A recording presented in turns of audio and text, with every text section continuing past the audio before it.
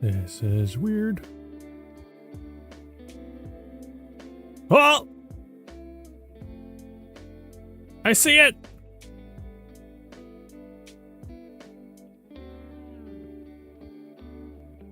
Hello, YouTube!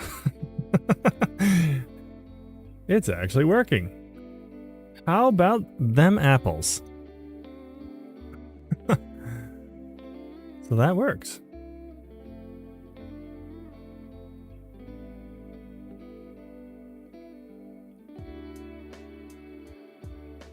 Well then. Cool. I'm glad that works. So if it's connected to that broadcast and now it's connected to the chat. So if I type something in here, so let's just type a test again. Hey! Aha, it works. Where? Hey! The YouTube connection works. Ha ha. Yay. I has much happy. This is great. It actually works.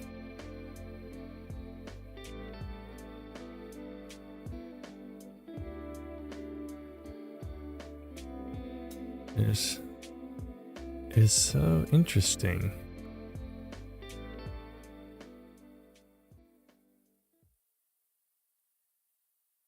I'm glad I can basically keep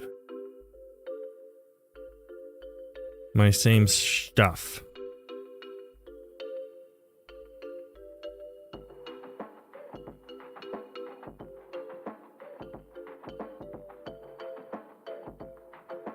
All right, well then, I'm gonna close that out because I don't need that to be seen.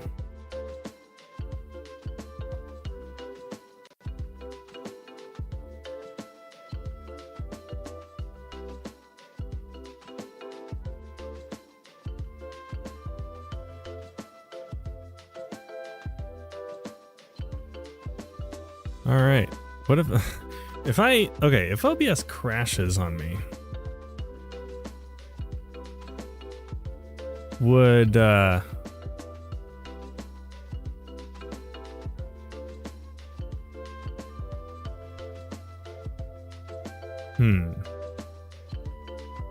OBS crashes on me, would it still like run?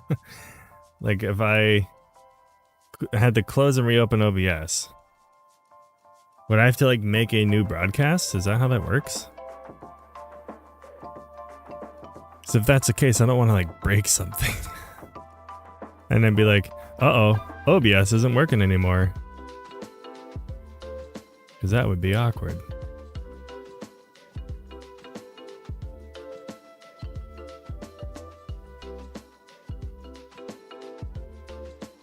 Could go down. Oh, wait.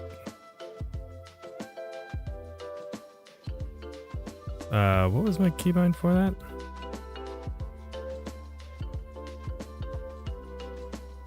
Oh, wait. No, I'm just stupid because I was pressing the wrong thing. Okay. Let me go to studio mode, make sure all these are working. Great. Alrighty. Let's see if we can figure out this Mac control thing, because I've stumble busted. That's a very weird word. That's not actually a word.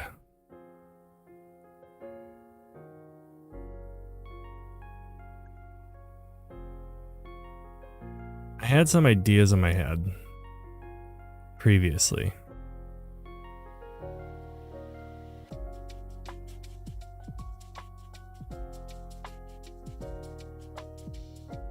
I'm pretty sure this probably has to go in the foreground.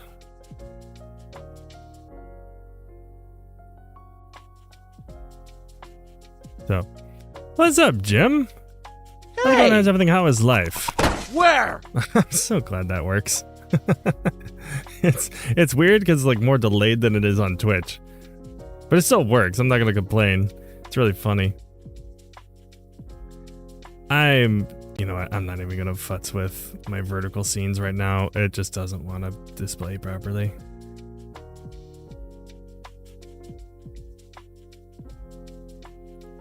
Jim, it happened. It happened today. And it's kind of bonkers.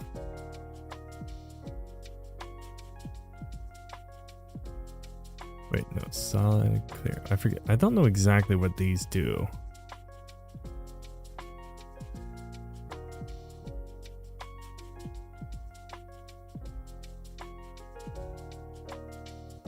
What was that? Yeah, 1K subs. Yep, hit 1K subs today. Which is crazy because, like, we're now at... Like, as of this morning, when I woke up, it was like... I think the exact number was 982, I think. And now we are at... Let me see if I can find the exact number here. Yeah, 1053. 1053. Which is ridiculous. So that was really cool to see. I'm very excited about it, and it's just like, you know, it's one of the first milestones.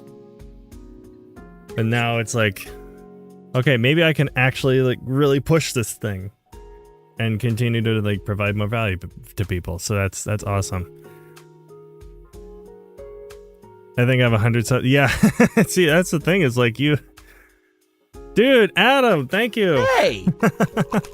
Where? Appreciate it. Yeah, that we hit it today, and it's so exciting. There's so many more things planned, so many more things coming. Hey! I'm just so excited. Where? Hey, Pro Media Global, how's it going? How's everything? How is life? Welcome in. Thanks for not giving up. Yeah, I almost didn't try another YouTube push because I tried it over like 2 years ago. I started like putting a couple things out, but it was just like I couldn't keep it consistent. But you know, I realized that I wasn't. I mean, there were some things I was doing right back then, but some things I wasn't, and I. 3 months ago, I was like, you know what? I'm gonna go at this with a new motive. And just like really just look for what are people needing help with. And let's just push that. And just to like shout him out a bit, like Kevin Stratford specifically. And Jim knows who this guy is, but Kevin was a huge motivation for me to really push YouTube in a way that I hadn't before. And I think if it wasn't for Kevin, I probably wouldn't have pushed it as far as I did. So he was instrumental in like actually making this work. And obviously we're just beginning. There's just like, it's not like, okay, I'm done. I hit my goal. No, we're just starting. So I'm really excited to see where this goes and what more stuff I can make for you guys. I was thinking when we were at ResolveCon, next time I'm going to wear the t-shirt that says AMA on it. That's probably a good idea. I would wear that. Jim, you and I will coordinate shirts. We'll wear the same shirt.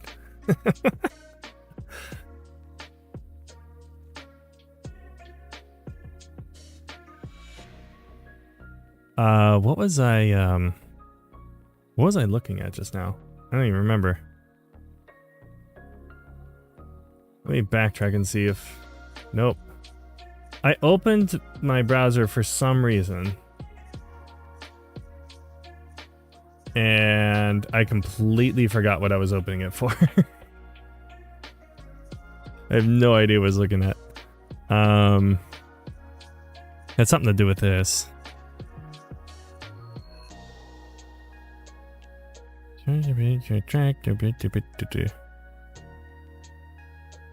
Shoot, what was it? The biggest brain fart of all. Hey! Where? Next, Derek Gamer, thank you so much. How's it going? How's everything? How is life? I'm an awesome creator. Thanks for your content, dude. I'm glad to provide it. And I definitely hope to just have this be the start of continuing to make a lot more stuff. Now that I'm like, you know what, I can actually genuinely push for it. So, because like seeing the response, like especially in the past 3 months, has been crazy. I got you back. I helped Darren around the same time, around the same amount of subs. In our Facebook forum, we have more than 140,000 people that we can refer to you. I'm not going to complain about that.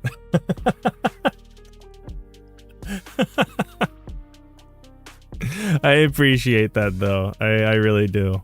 The support has been way more than I was expecting. So like, and like even Casey posted something out today. I'm like a guy who's in the background of like everywhere. I'm not like out and about and all this stuff, but I don't know, maybe it's about to change.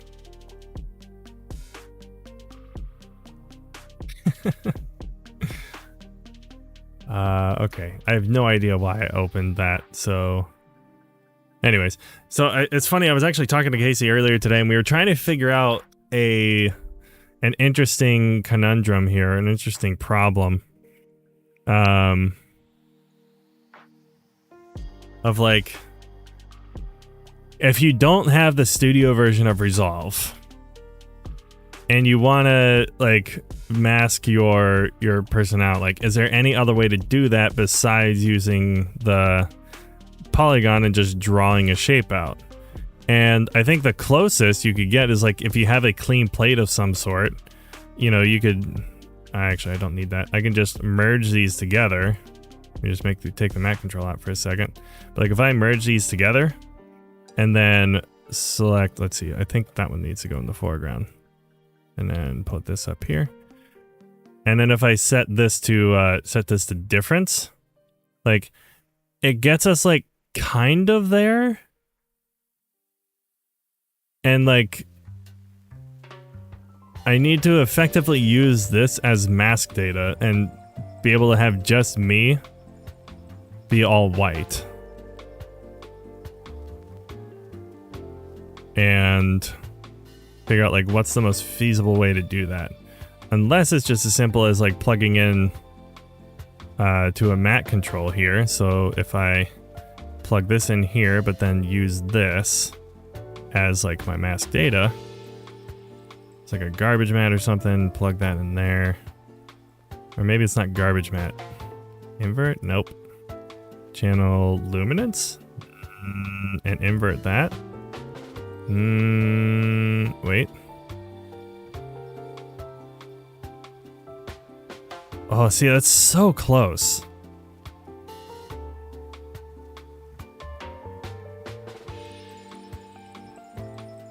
It's weird because it's like almost there, you know? I'm trying to do this in a way that's like somewhat mathematically accurate.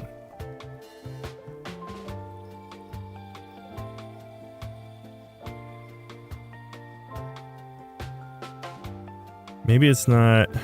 Well, yeah, it can't be alpha because there's no alpha channel. That's the weird part. Is like it has to be like a luminance thing, but the problem is like not the whole... The words. You guys have no idea how long it takes for me to record videos. I'm glad you like them. But yeah, it's like you can get almost there, but like once you finally get to the point where you have you know, yourself cut out, then it like starts including the background. It's not what we need.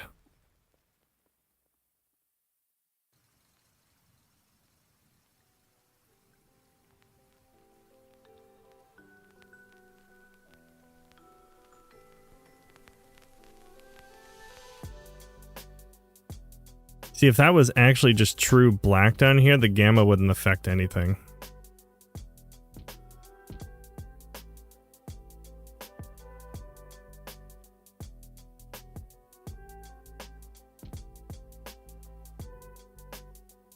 I mean, unless I just like kept pushing it that way.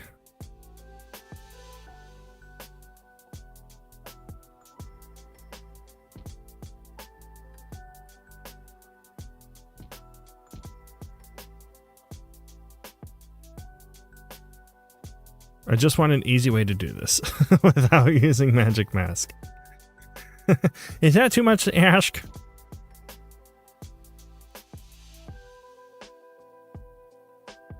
It probably is. Now see, if there was a way to use the apply mode in an alpha sense, that could potentially work easier.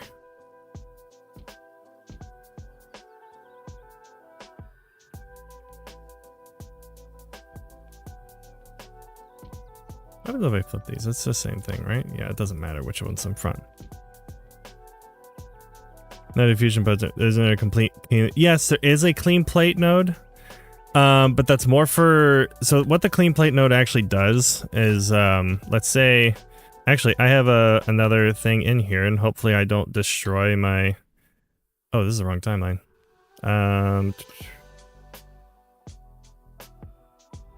So I actually have a green screen in here, and I'm really hoping my resolve doesn't crash. It's been having fun lately, because if OBS crashes, then like my stream's done for. But so what the clean plate does is like essentially like here's like what I'm starting with, and then the clean plate basically just takes that and then makes a full green screen out of it. Like that's kind of the idea, and then I can plug that into the Delta keyer to use as like extra finesse so that I can like keep some of this hair detail, you know? Because without the clean plate, like if I turn the clean plate off, then it, you know, it expects a clean plate. So if I take this out though, like the Delta keyer, I mean, it still actually does a pretty good job. But you know, there's still some stuff in the alpha channels here. So if I go to alpha, like, you know, you still see some of this mess back here that would show up that I don't want there. But if I add the clean plate to it, so I'll turn that back on, and I can plug this in, clean plate. You can see it like just completely just cleans those out, and also like you can see the hair details even a little bit more refined. So not by much, but it's enough to where it actually does like make somewhat of a difference. And it just cleans it up. So that's basically what the clean plate's doing. And it gives me a better key. And this is a recording straight from OBS too. Like this is an OBS recording, and it cleans it up that good. So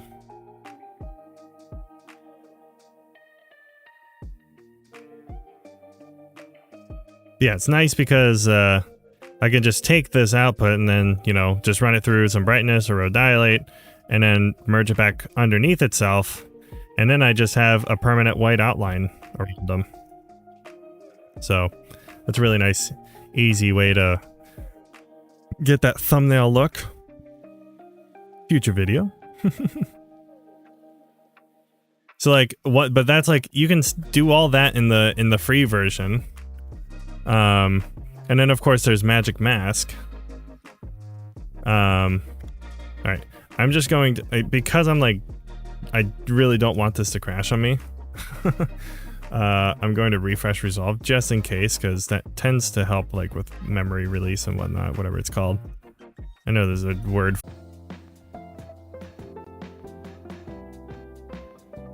Okay. Theoretically, we're back.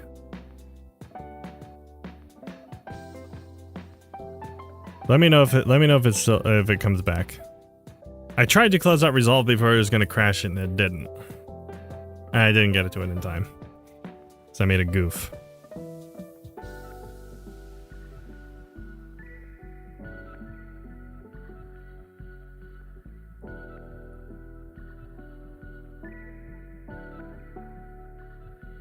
It says it's live though, so it should be good.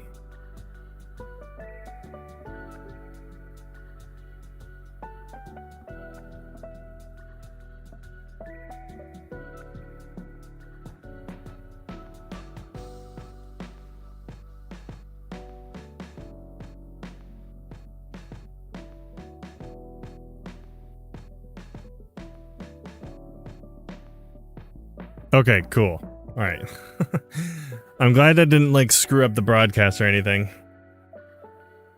So it is a convenient feature that it just like doesn't you don't have to like create a new broadcast, which is nice.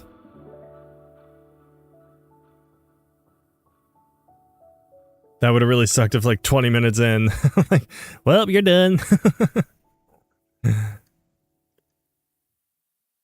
So anyways. But yeah, I'm curious about the clean plate from this. If I use this as a clean plate, and then I used, I don't know if I can I use this as a matte? Because it's not a black and white thing.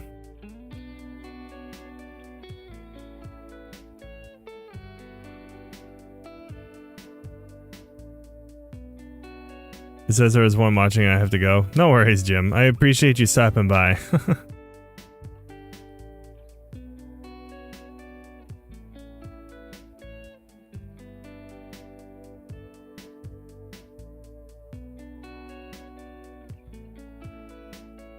There's gotta be a thing missing here.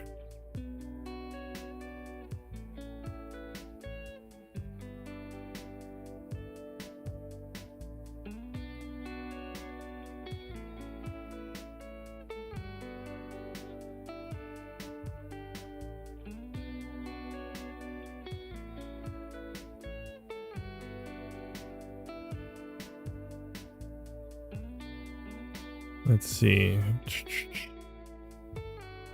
I am not sure.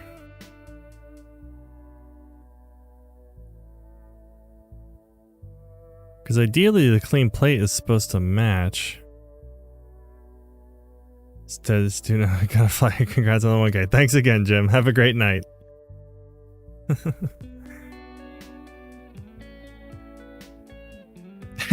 Oh, you're so handsome. Oh. Oh. Well, I mean. Hey!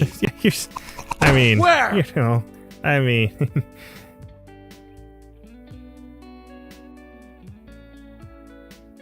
Thank you very much.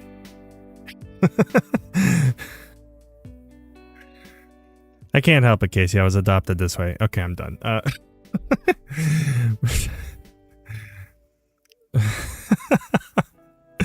Thanks for the shout out earlier today, too. I was not expecting that.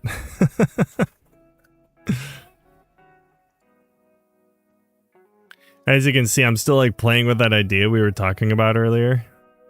And just trying to figure out like, is the clean plate even viable? But I think the clean plate's just like for green screens. Because I think it's not looking for a color, it's not looking for a different image. But it's looking for a specific color, so it's like that's why it's meant for green screens. I was like, could I fill something here? Could I use this somehow?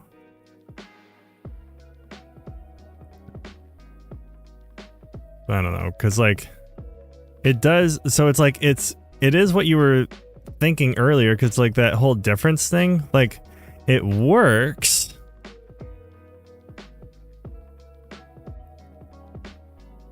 but I can't quite nail down, like I feel like there has to be a way to use this in some way. Like if there was a way to use difference as like to cut out for an alpha channel, that would be phenomenal. I would love that. I can't think of a way though, and I feel like there's got to be some way to do it. So I've been playing around with different things. You know, just racking my brain. See, like it gets really close here. Even with just like the difference going into a matte control, it's so different. But you try to make it easy. I mean, Hey! Where? JKG Brandon, thank you so much for the 1K. How's it going? How's everything? How is life? How is everything? All right, I'm gonna try not to crash OBS again. But that's basically what I did here. So it's, well, I didn't do this. Somebody sent this to me because he's a wonderful guy. If you guys aren't following back, so you want to see like some of the best Rocket League casting you've ever seen in your life, watch him. Anyways, yeah, so he gave me this and just to use, and this is like straight OBS recording and stuff, and like he has like a bunch of hair that's on the frizzy side and stuff, and like you're not gonna get all of that from an OBS recording, but like it gets pretty reasonable for like what it does with the clean plate. So it's like if I switch to an alpha channel and just like view the delta keyer like without the clean plate, like it like even still does a good job without the clean plate, but you still have some imperfections on the sides and stuff. But as soon as you like make the clean plate and make the solid green and say, like, here, this is a good thing to use, then you plug this in and all of a sudden that stuff be gone.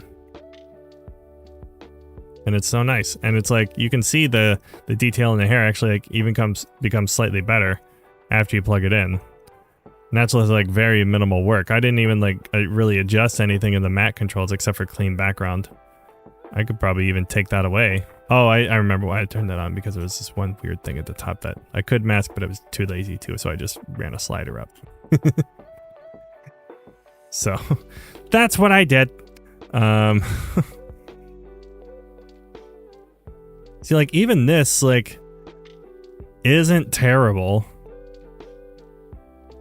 And of course this mic here is a problem because like that wouldn't normally be in there, but if I just mask this part out manually, that realistically could work. I don't know what happened here. This is broken, but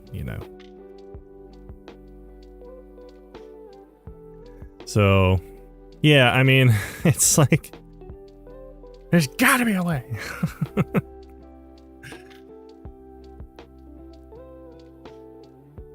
I'll flip it.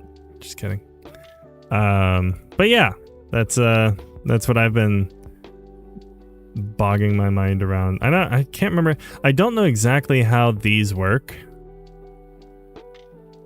So I don't exactly know how to use them.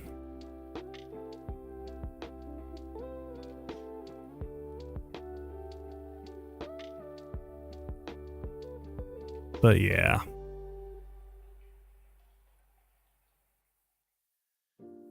It's a lot of experimentation.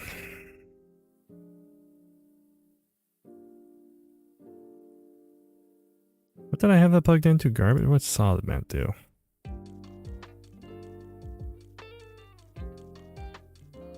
Nope. Yeah, combine ops are confusing. Yeah, I know it's like a bunch of math. I don't know what the math is off the top of my head. That's so weird that it does that. Why is that a thing that it does?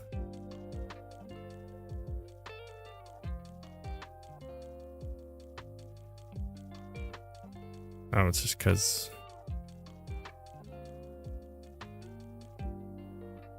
because things are weird.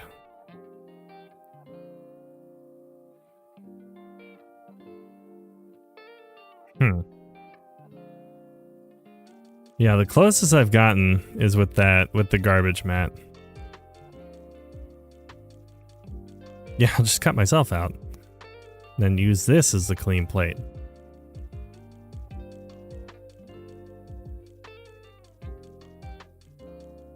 I mean, would that work?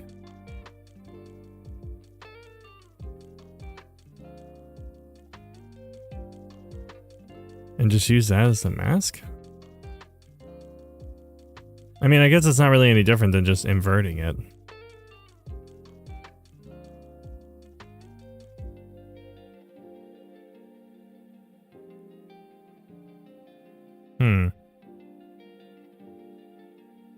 ChatGPT, you got it? No.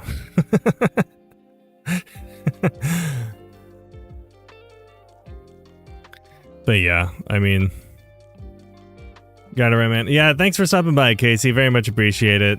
And yeah, hopefully this is the start. I probably shouldn't even say hopefully. I'm gonna be even more optimistic than that. This is gonna be the start of something bigger, I think. And it's I know you got to go and everything, but like I will say, like big shout outs to Kevin Stratford actually. Like while we were at ResolveCon, he was actually one of the biggest reasons I started making the push. And dude, the guy is absolutely legit. And it's funny because I wasn't expecting to talk with him as much as I did. But he was just like, he had so much good information. And I started putting it into practice, and you know, you follow what the people know, and what people have tested and tried and true. So, but yeah.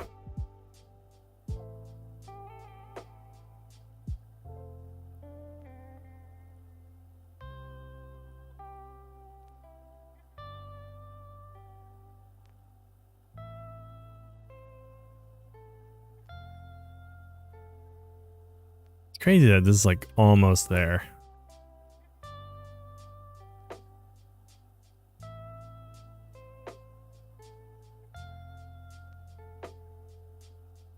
Can I do like if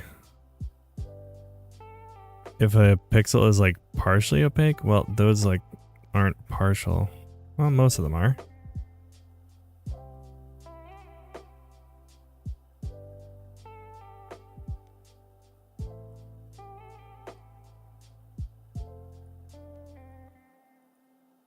So if I take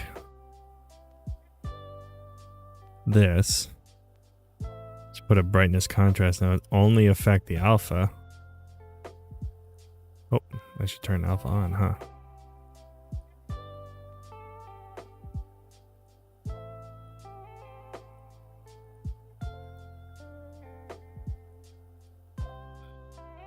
It's not exactly doing what I was expecting it to do.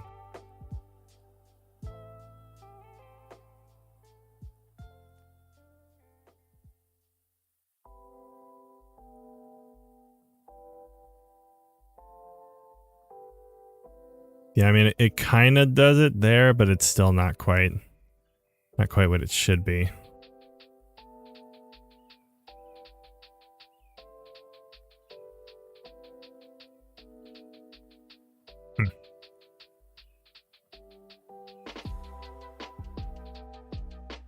Yeah, I don't know.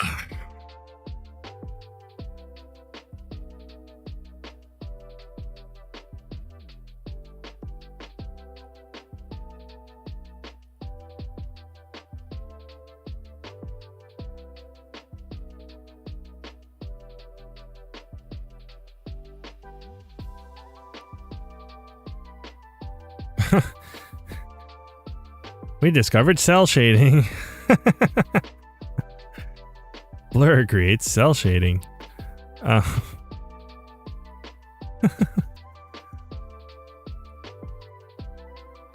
This is an interesting thought. What if I instance the blur and then...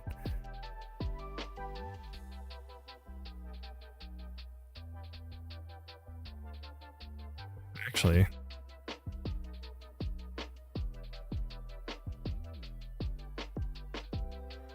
That's really not a bad thought.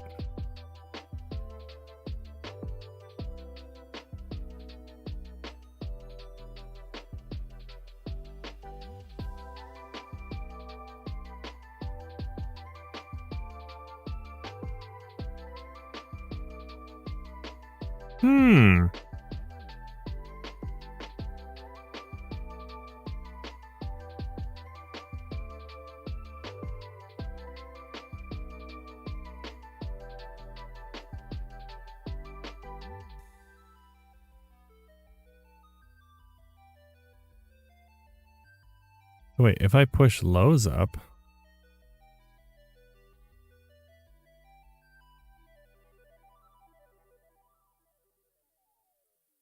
Then bring some of the... Oh, wait. No, I can't go back.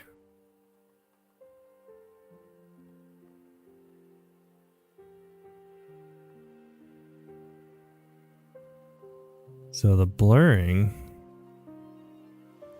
It's like... It almost acts as like a...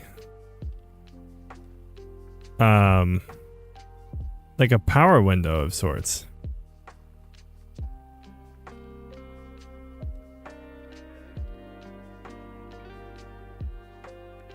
Huh.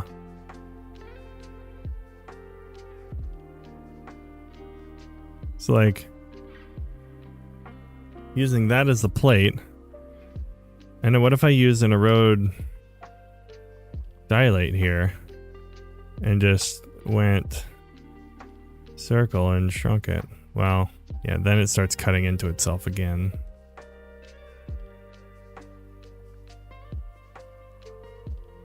Huh. That's very interesting though.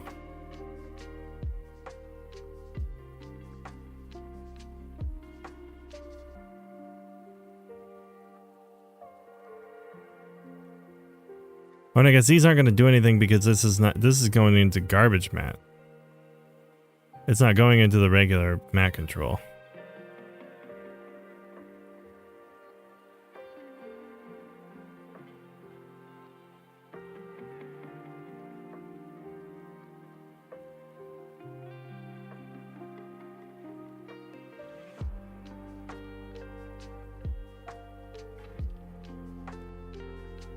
But then again, it might not actually do anything.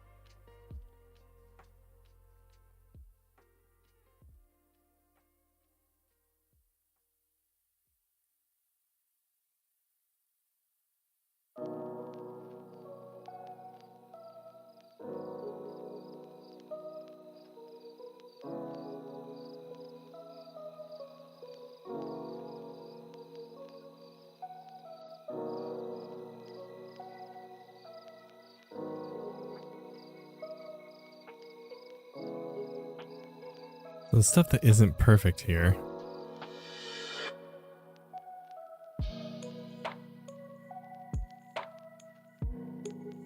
Is there an easy way to chop it?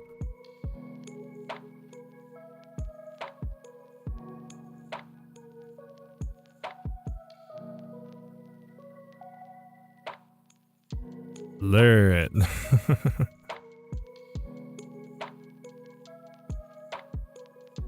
Wait, why is it behaving like that though? That's weird.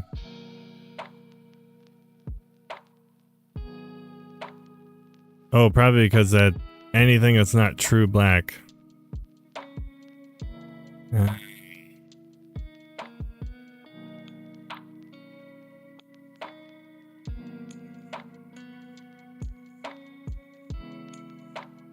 That doesn't work. Okay.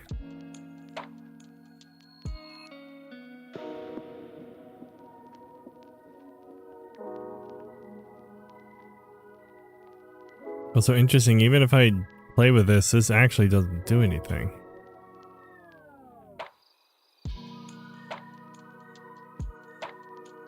Yeah, threshold's actually not even doing anything unless I do that. So,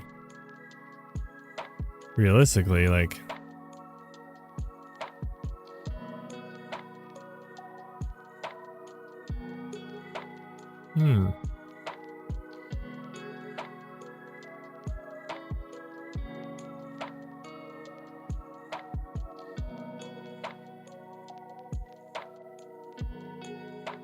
So strange.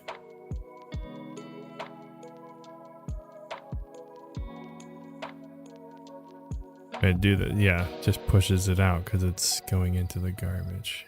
Interesting. Interesting.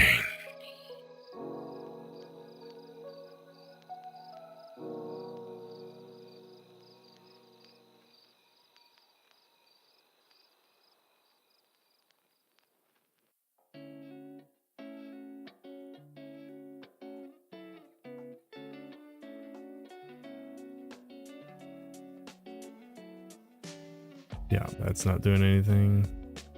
Okay.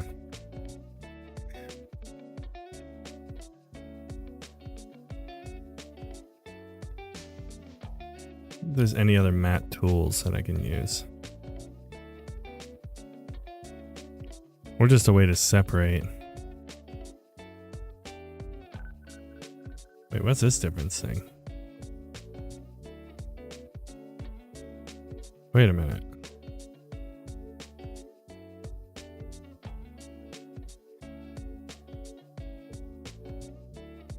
Maybe just can we use a channel boolean?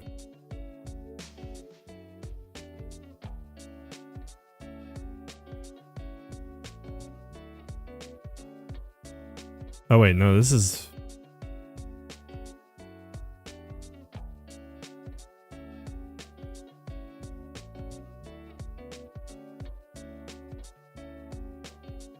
No, not that channel boolean. I don't think that channel boolean. No, that's only for materials. So what we really want... Let me just see what this difference node does, because I'm intrigued now.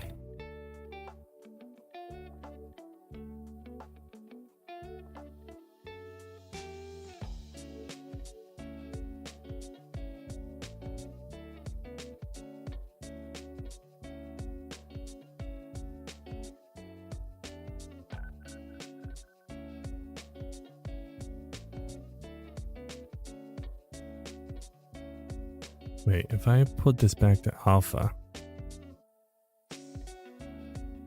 do nothing. To red. Let's so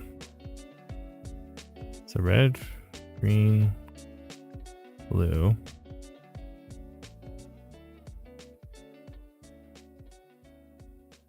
Wait, exclusive? No.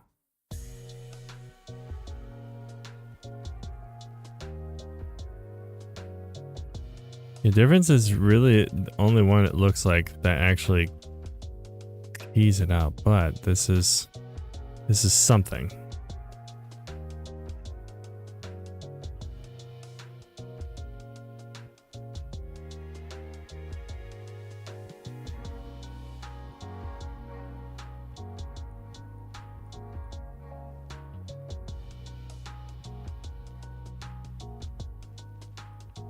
I don't think those extras are gonna help. Can I matte these?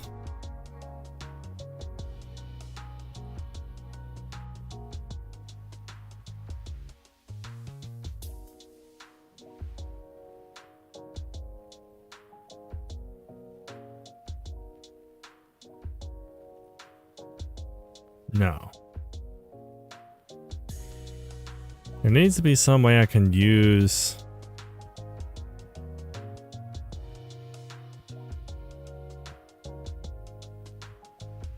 use those differences somewhere.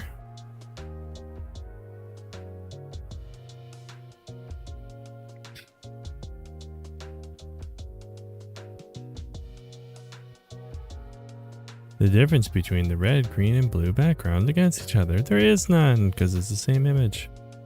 That's how that works.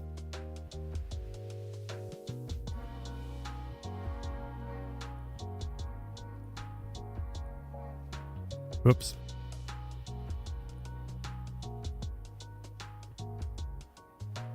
There we go.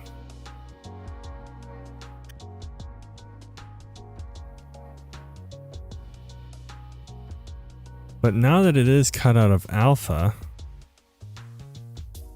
can I put that into a brightness contrast and just keep the pre plus multiply on? Oh.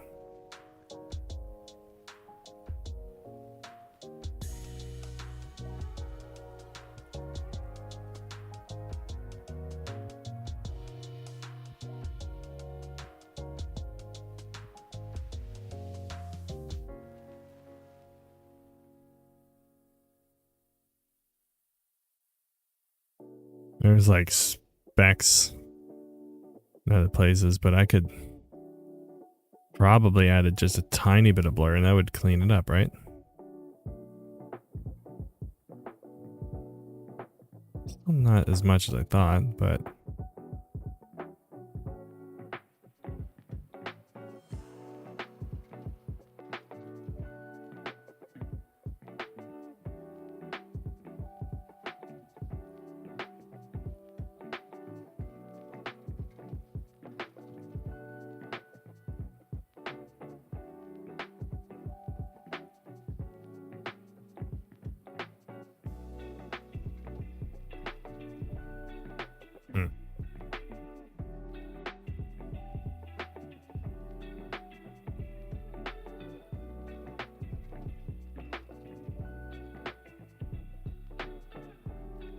There's nothing I can really do with the alpha channel, but it's not even perfectly alpha either.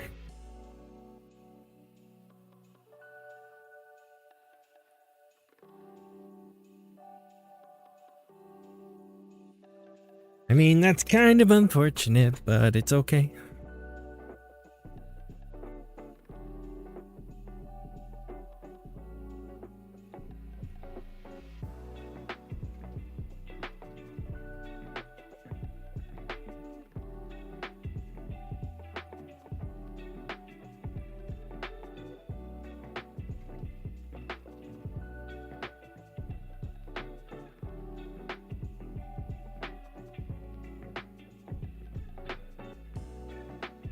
Yeah, difference is the only one that somewhat comes close, but it still doesn't quite do it. Let's bring that difference keyer back up and see if we can get something with this.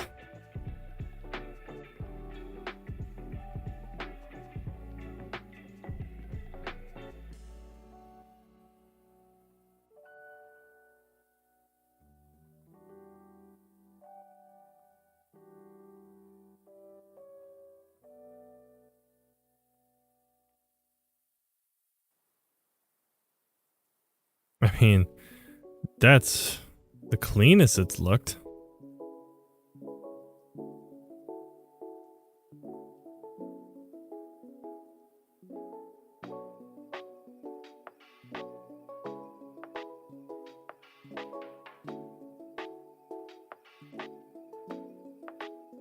I mean, maybe difference keyer is just like you got to play with that.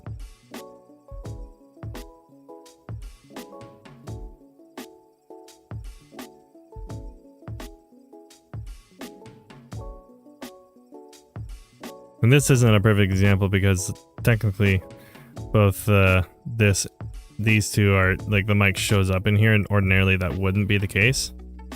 So let me find an example that doesn't. I might just have, well, can I record my own?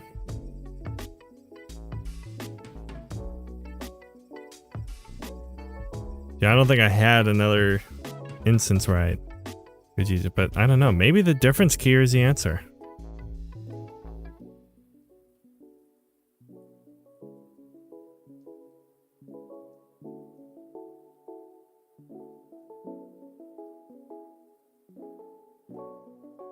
I mean, in terms of keeping the detail, it's like obviously not perfect. But you know, you go to a point where you still have pretty much all your detail you want. Which is like right here. You can blur to clean up some of those edges. Contract and expand, like if you bring contract down, it'll just cut out all the parts that like, we're kind of alpha.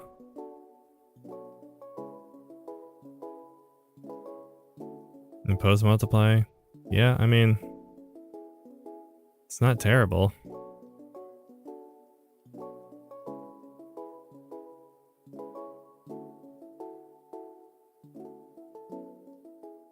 I basically just keep like reducing the contract and expand as I bring the threshold down.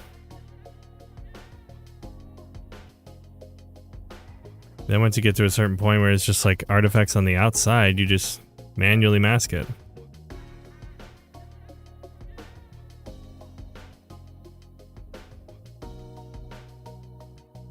So if I boopity boopity boopity boopity boopity boopity boopity boop boop boop boop boop boop boop boopity boopity boop boop boop boop boop boop boop bump. Then turned it on.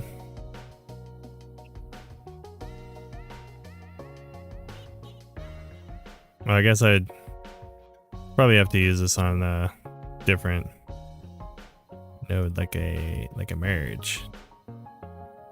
I put that in there, I flip that, and then I put a background into that.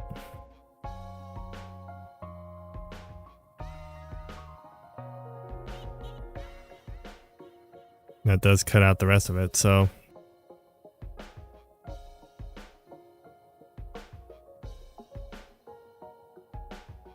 Yeah, I mean, this is not the best example, but the difference key here I think is the best option.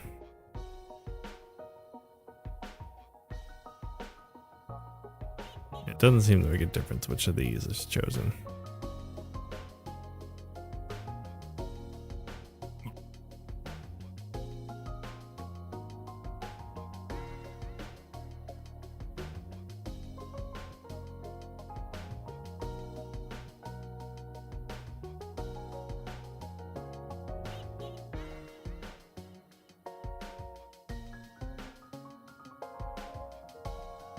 Whee!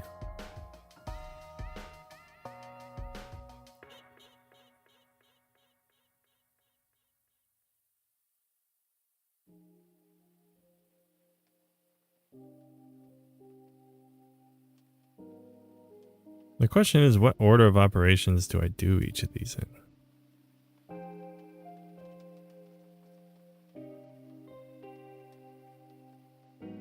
Like, I guess that's not a terrible job.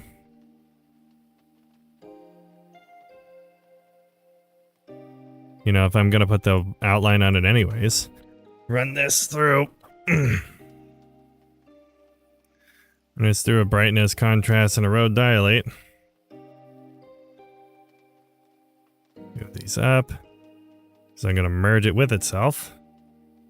Put this in the output. Put this in the output, eventually. Flip these around. Brightness and contrast, basically just need to put this full white. Redefine most multiply. A road dilate, switch that to circle, bring this up. Then we have our outline. It's not... Like, if I remove this mic, this probably does a lot better job. And for thumbnail purposes, I think that's totally acceptable.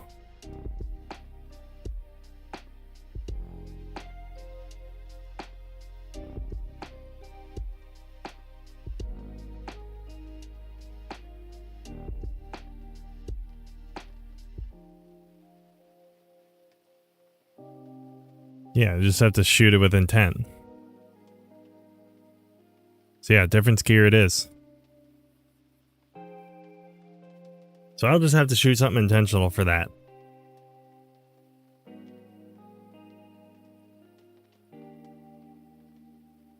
Because that can definitely work. Hey! Hey! Where? Good to see you, Jace. How's it going? How's everything? How is life? I am doing well. Just playing around with some potential stuff. Doing something that wasn't intended to use it for, but I think I'm figuring it out. How to teach people how to make this thumbnail looking thing without paying for the studio version and if they don't have a green screen. There is a way to do it. Alright, me and James got it. I wish this chat thing would go away. I'm like missing some of the words. Just got knocked out a lot more stuff for the project kit today. That's great to hear. Yeah, I saw you guys were in a call, and I wanted to like pop in and say hi, but I was so busy today. I had so much stuff going on. It was kind of nuts. It was nutty nuts. But yeah, if I go back to like basically what I'm showing here is like, imagine you start with a clip like this, and you want to make it into a thumbnail that looks like this. Like, if you have a green screen, you can easily do this in the free version of Resolve, which is great. But you basically start with this thing called a delta keyer, and that basically gets you most of the way. And you know, it actually does a really solid job in this particular instance. But as soon as you do that, like, I can pull up just the alpha channel, and you see like there's still some stuff that is showing up here. So you build what's called a clean plate. So if I plug this into the clean plate, what this does is this will just take what you feed it, and then you can just make the rest of the green out of it. So it's basically like shooting the flat green screen by itself. And what that allows you to do is when you plug the clean plate into the delta keyer, and then you pull the delta keyer back up, let's pull up alpha channel, all that mess is gone, and even those little fine details in the hair are much more refined. So I'll do it without the clean plate, like you have a little bit less hair detail and all this other mess. With clean plate, boom, completely cleaned up. And then this is a recording from OBS as well. Like, you know, and obviously not every single hair strand is in there, but it doesn't need to be, you know? Like, we're not going to capture all these tiny frizzes out here unless we spent like oogles amount of time, and that's just completely unnecessary. Like, this is a way more than acceptable key for that, and something that it's still getting some of the hair detail in there. And then we can just run it through a brightness contrast to like just bring it to white. I can expand it a little bit, put it underneath itself, and then you get the white outline. And then, you know, you scrub through it and it's just a white outline the whole time, whatever part. So you can just use that over and over again in any situation if you're doing thumbnails in OBS. It's like just easy stuff right there. And you just put a transform after that, move it everywhere you want, and then you can just place it in and do stuff. Do-do-do-do-do-do. So yeah.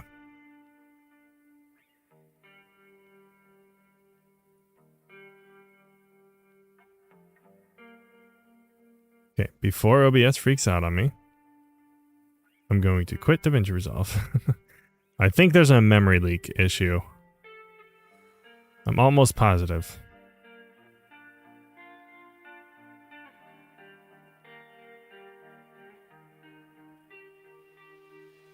So I'm refreshing just in case so it doesn't flippity flip out.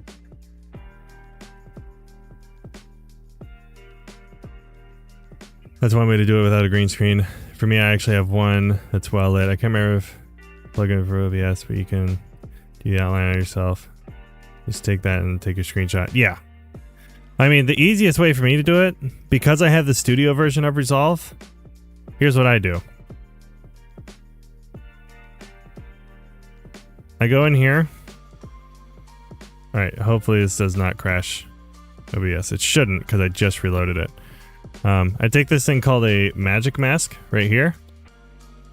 And then I draw.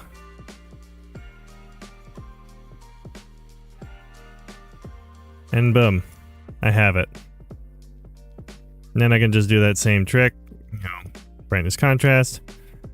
Erode, dilate, merge it in itself. Put this out. And then I just redivide, pose, multiply, bring lift all the way up. I can clean that up in a second, but it's not necessary right now. And then erode, dilate, just bring it up a little bit. And when I switch this and put it underneath, boom.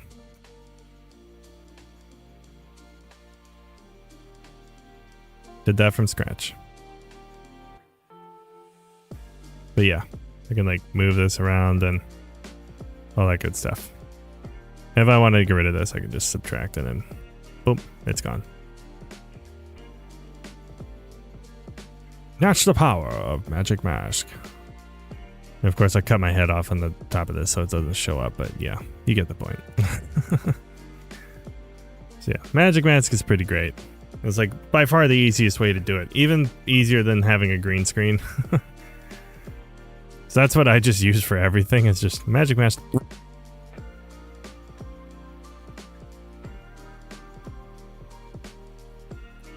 But yeah, in a case like this where I wanted to see if I could figure out how to do it without it. Whereas I like doing the drop shadow on myself instead of outline. Oh yeah, you could totally do that too. Like if I mean, hell, if I just made this into black and then after I do the erode dilate, I could use a transform right here, move it like this, and then add a blur. There you go, drop shadow.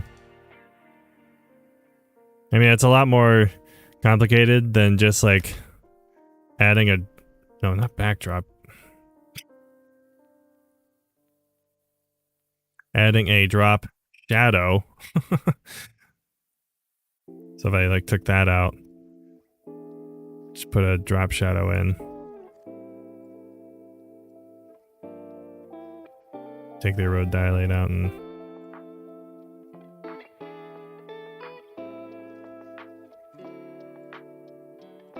basically have it right there. It's a hard cutoff because it's supposed to have an outline, but you know, if I could blur that with the keyer maybe. Or do like a detect edges thing.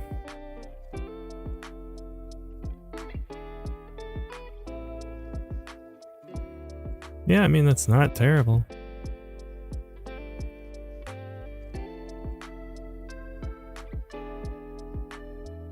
Yep. Again, this was not shot with the intention to be used with a difference keyer. You spent 2 hours creating a masterpiece? There you go. See, that's worth it. Absolutely.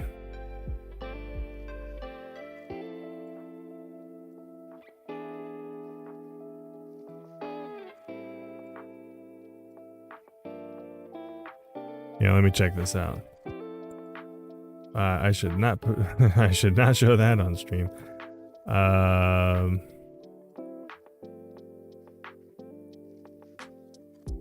I can show Bax DMs. Whoop. There. Nobody will see it. Oh, dude, that's actually kind of nuts. That's great.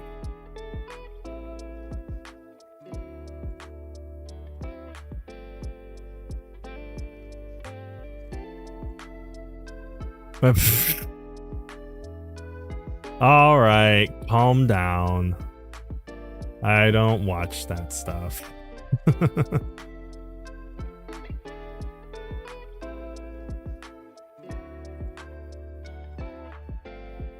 If you don't calm down.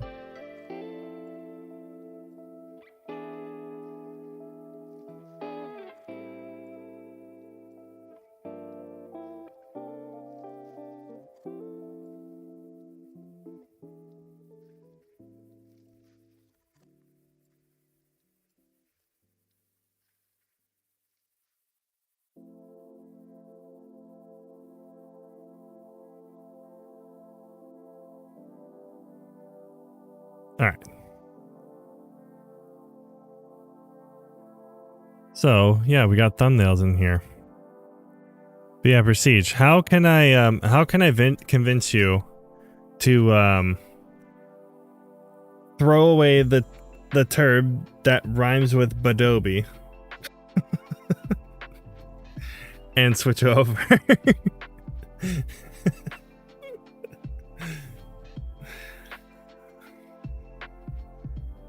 Never? Oh, dude, you are limiting yourself. You are limiting yourself.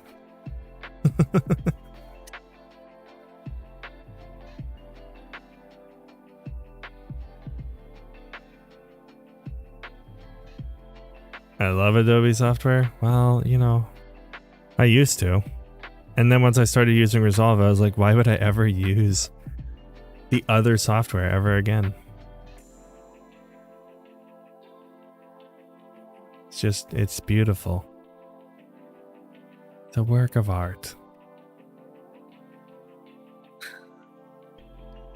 I mean, what other software can I, like, you know, just take this for example. So if I bring this in here and I want this to look good, right?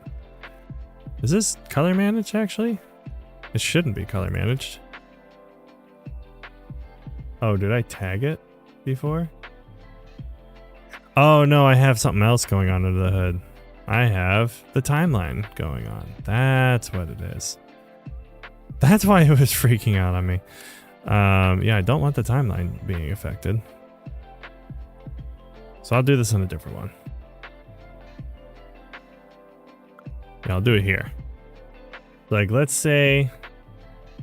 Okay, let me bring that back in here. Let's say I want this to look beautiful, right? And not loggy. Well, I can just go to the color page. And we can say, let's throw on a color space transform. We can transform this from what it was shot in, which is Rec 2020, Fujifilm F-Log. I'm going to put this in DaVinci Wide Gamut, DaVinci Intermediate. And then I can... What is happening with my phone right now?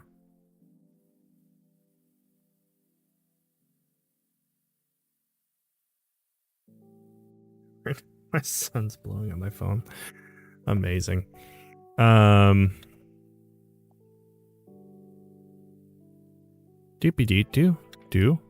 do. This looks complicated, but it's not. Guarantee it. So I'll set this gamma to linear. I'll set this gamma to linear as well. I'll set this to HSL and then set this to HSV. Here's how you upscale 4K without losing quality. Same thing with photos. It's just amazing. Like the Topaz Labs software. I mean, okay, that it's very hit or miss. So the whole thing with AI upscaling is that it's, and I actually have Topaz Gigapixel, which can do, I think it's like 6 times upscaling. When it works, it's great, but it's not. It's never perfect. I'll say that. Like, you'll never get as good a result from upscaling as you will shooting it natively. Like, that's just how it is. So it's like the whole losing quality thing is kind of like a misleading term, because if you say something it's upscaling without losing quality, it's really what's happening is the software is making its highly educated guesses to think what pixels should be there if the resolution was actually shot in that thing. So it's way better than not having the tools at all, right? Like it's way better than just having to put a 480p thing into a 4K timeline and just saying, well, screw that. So like, yeah, that's totally plausible. And like, you know, Resolve has some of that. It's nothing like super spectacular or anything, but you know, if I needed to use super scale for this and like scale it up to 4 times, like I could feasibly do that. I don't know if it's going to have some sort of reasonably good reproduction here, because this isn't like upscaling much of anything. So it's like I'm putting on super scale and it's saying I'm upscaling nothing because there's no scaling happening. But if I was to like scale this up, like let's just actually go 4 times, and then move the position so we can actually see the little frolikies. All right, so then we zoom in on this, and like that's basically 100% there. Now let's see what super scale does. Okay, so yeah, you can see like there's some fine detail happening. You have to like pixel peep to see it, but like it's definitely doing something. It's nothing like super significant, but you know, obviously that's better than nothing. I can, you know, change the parameters as well. Like I always feel like high noise reduction tends to like be flaky, but like you can get some better details here by doing that, you know. And that's for a video too, so like that does work.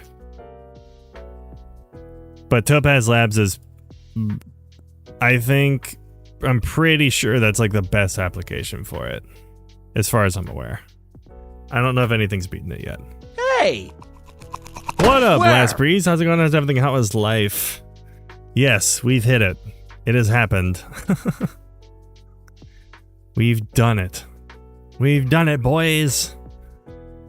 But yeah, this is like my favorite thing of Resolve. So I can go in here and I can, you know, adjust my exposure. Did I?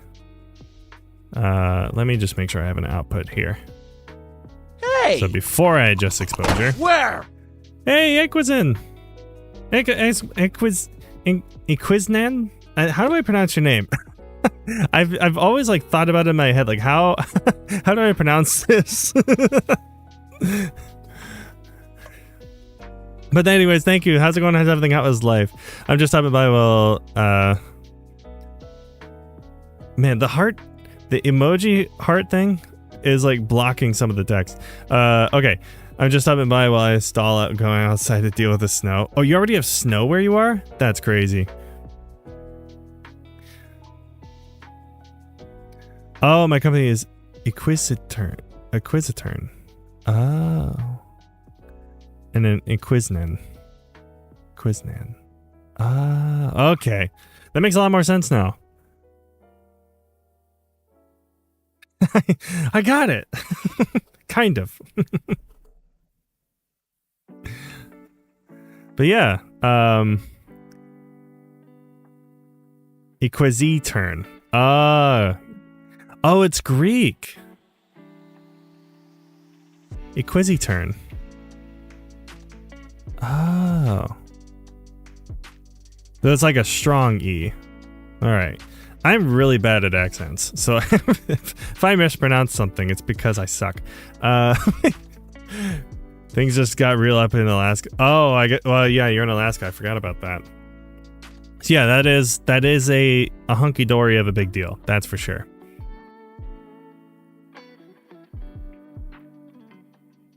We go to gamma 2-4.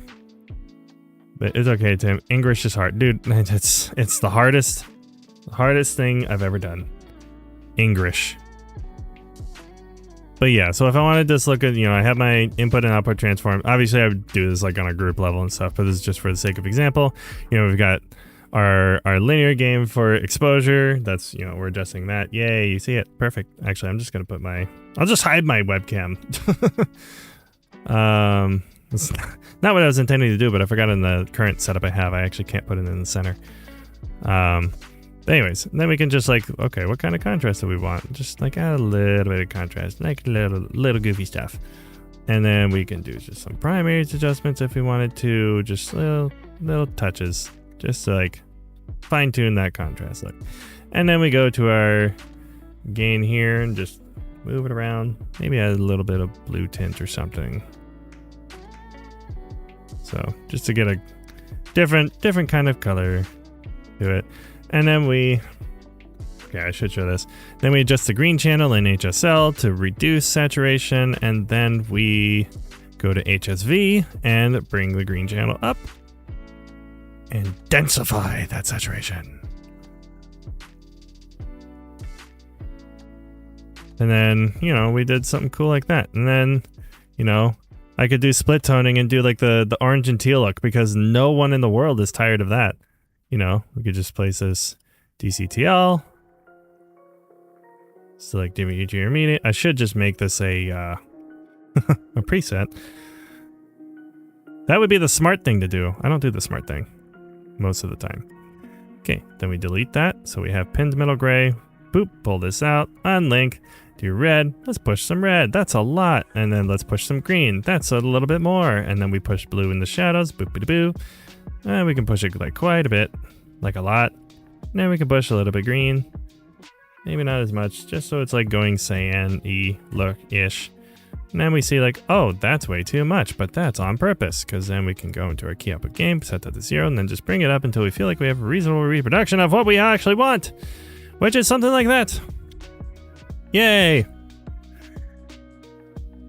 The only man that can handle the DaVinci flowchart things, the king of fusion. I'm not the king of fusion, by the way. Not even remotely close. If you don't use orange and teal, you're going to jail. Exactly. You are done for. Actually, what's funny is I actually did that in the wrong space. I did that before the transform, so that's more accurate. I was like, it doesn't feel right when I'm adjusting this. It's because I was adjusting it in Rec 7 and 9 instead of DaVinci Wide Gamut, so I was pinning middle gray in the wrong spot. Don't worry about it.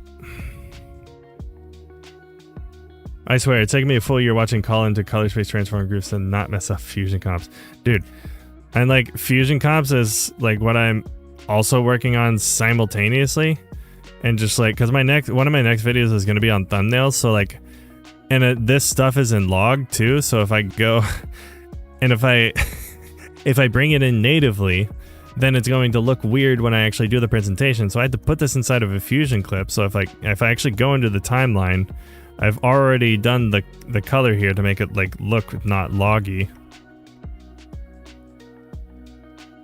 And then I had to put that into a fusion clip so that then when I actually went into fusion, then I wasn't confusing people, because most of the people that are going to see this probably won't be recording OBS with log, because I'm a masochist, and I do stuff like that. But yeah, in the free version, you can just make really cool thumbnails with white outlines pretty easily by just, if you have a green screen, that's probably the most ideal if you have the free version. There's another way. I finally figured out like a loose way to do it if you don't have a green screen and you don't have the studio version. It's flaky, but it works. It works well enough for thumbnails. But basically, if you have a green screen, it's the most optimal, of course. Because like you can just, I'll take off the clean plate for a second, so you can just go straight into a delta keyer, which does a pretty good job in and of itself. But you can like clean up the background a little bit and adjust your threshold. But it doesn't do like a perfect job. So like if you look at an alpha, like obviously it's definitely not perfect. So you run the source into a clean plate and you actually just get a clean looking green screen, clean-ish as much as you can. Run the clean green screen into the delta keyer. And then when you go back to the delta keyer, then you have a much more clean reproduction. No weird edges, and the hair is actually even slightly more refined. Like here's without the clean plate, here's with the clean plate, and then we see the whole view without the clean plate, with the clean plate. Boom.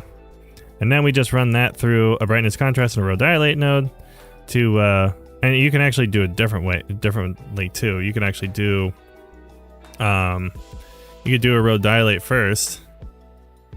Whoops. You could do a row dilate first and then use a row dilate as a mask for a white background. And then run that white background into the background of this, and it effectively does the same thing.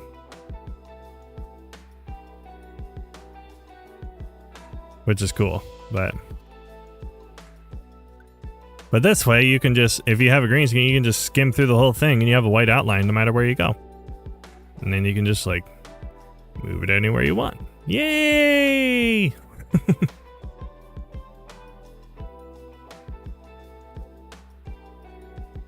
And then something I've been doing for a lot of my thumbnails personally is like I'll just I'll set up a gradient background, switch it to vertical.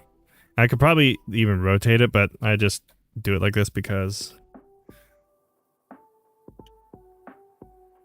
I can. And then I can just like make this blue and make it a little bit darker, and then go to here, use that same blue but even darker, so it's like kind of like a light to dark gradient, just slightly. And then I can add another background node, merge that with it. Now on this background, we're going to actually use it as a mask. So I'm going to bring in another background node, and I'm not going to connect it to anything, and I'll just make this one full white. And then I'm going to go into image, turn off auto resolution. I'll go to 48 by, let's just say 30, because I know from off the top of my head that gives you a center point. But I go to 1, I will fit to screen, and then I can turn on two things. The first thing I'm going to turn on is show pixel grid, so we can actually see our grid here, and then go to controls and snap to pixel. And what did we just do? Well, I'm going to put a polygon mask into this background. And once I do that, I can just go boing, boing, boing, and boing. And then if I drag this along, you can see we're snapping to the grid.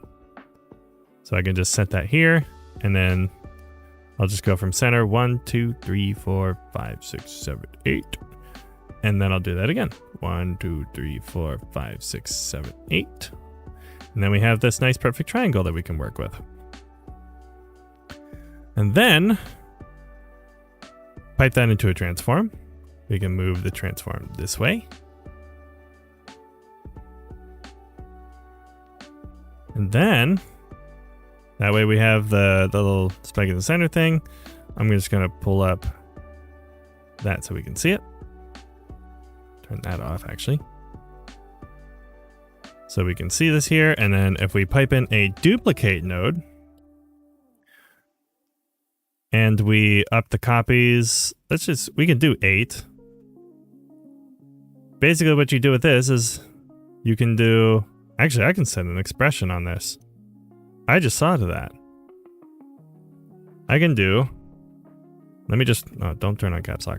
I can bind to the copies, and then I can do 360 divided by copies. What did that press S? Oh, I think I have a shortcut set up. That's accidental. But now, however many copies I have set, it'll make a perfect grid of how many there should be.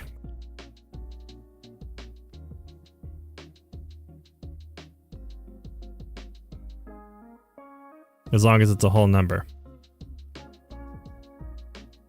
And then I think I can... No, it's not that. Oh, that's actually kind of cool. But yeah, then I can just go to the merge and just increase the size. And then we have this just as a failsafe, so it like stays, you know, it doesn't get artificially cut off because of the resolution down here. But yeah, like let's say I wanted to put 20. But then these are two thing. Wow. Well, I can pull this back up, pull this mask, and then just go boing, boing, boing, boing. And then, you know, then we have this.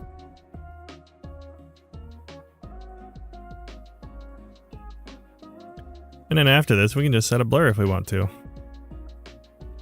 Whoa. Whoa.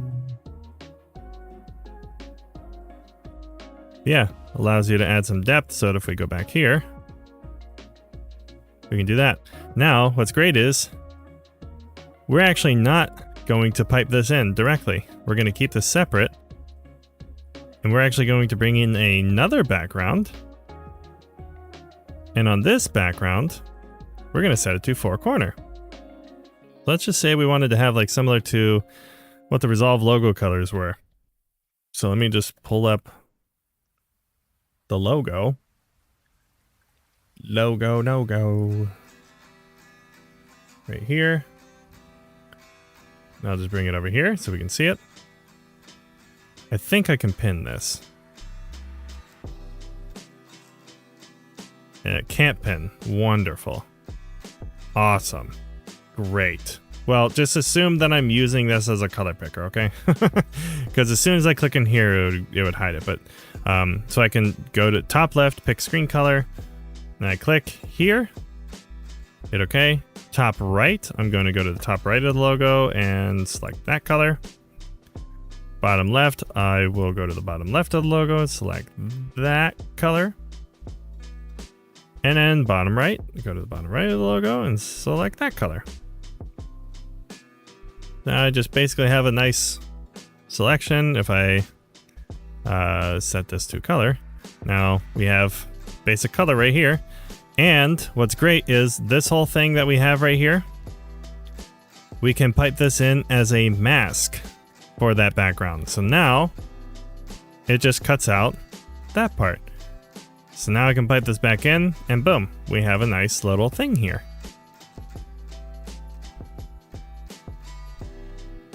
All because we are using this as a mask instead of the actual input.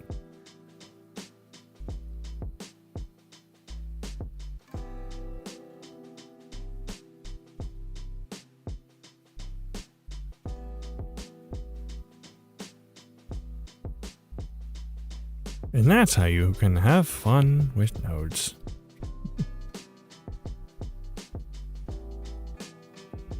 I'm going to actually pull this down just a touch so I can get the outlines on the bottom of them as well. Then we can move this around. Yeah, this is why I started building thumbnails in Fusion, because it's actually somewhat doable. And the great thing is because this was a green screen, I can still skim through and look at like any part of it and figure out exactly what part of the comp I want to use. Why was that animating? That was weird. But yeah, I can figure out exactly what part of the clip I want to use. Like normally I would just have that set from the beginning, but you know, it's cool that that's an option.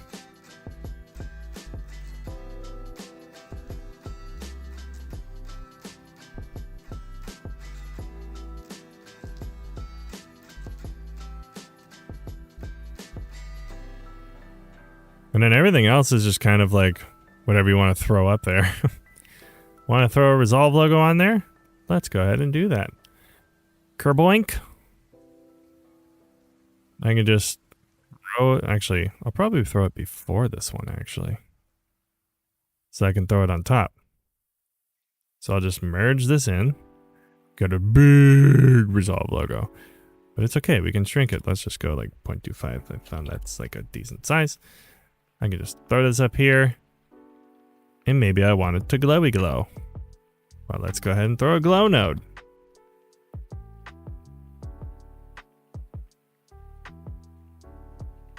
What is this? Is that cutoff right there? Oh, it's because it's something's being sized, I think. I don't know what's happening. Yeah, I can merge this under. So now if I push this up and like really just make it like a little bright.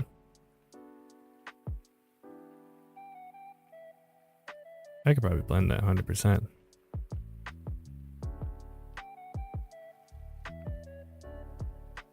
Yeah, just give it like a nice little shine here. Could probably be even more subtle with it. I don't know. Again, up to taste. What format is Resolve logo? PNG.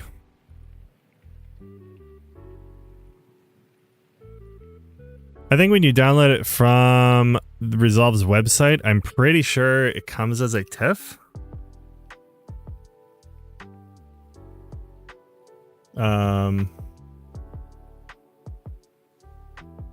Yeah, I'm pretty sure it comes in as this TIFF image right here. That looks like this. And doesn't look right at all. Don't know why that is. But I just ran it through FFmpeg to convert it to a PNG. And then it just works.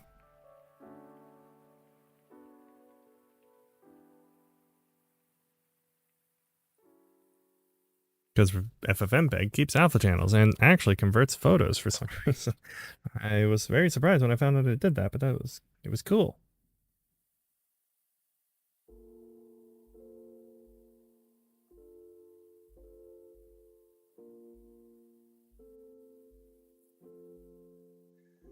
And then we can just add some text in here, and text is pretty easy too, which is nice. So I can put text here. And I can just like, this is Baxy Bax. Go to just select chillax. I could make this big. And I can just move. And when I actually make a video for this, I'm probably going to be a little bit more particular about grouping things properly. So it's like a lot easier to see what things can be adjusted and what can't. Or what shouldn't be adjusted.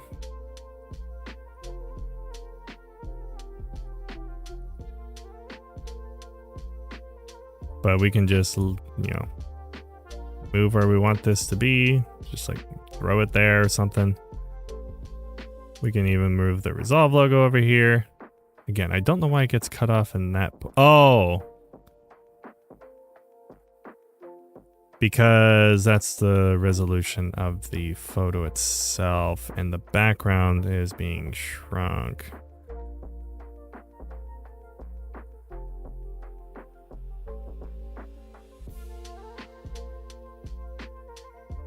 Okay, I know how to fix that. If I just flip this, throw another background in like that, reduce the alpha. Okay, now if I move this over, it shouldn't...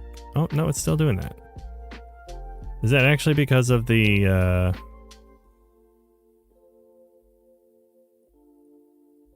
that actually because of the size of this? Because if I...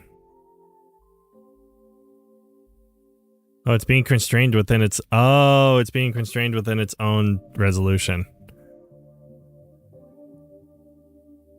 That's why. It is being constrained within its own resolution. Okay.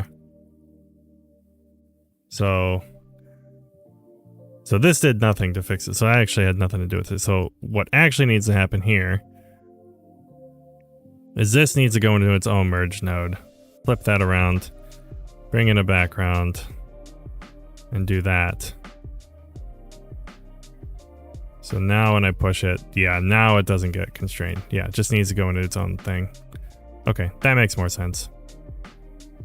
Okay, now I can actually like put it up here. Okay, and then when I go to the text, can you extrude the logo and make, or make it in Blender? I mean, you could, well, so, all right. So here's the thing with where Resolve is at as far as 3D extrusion. You can,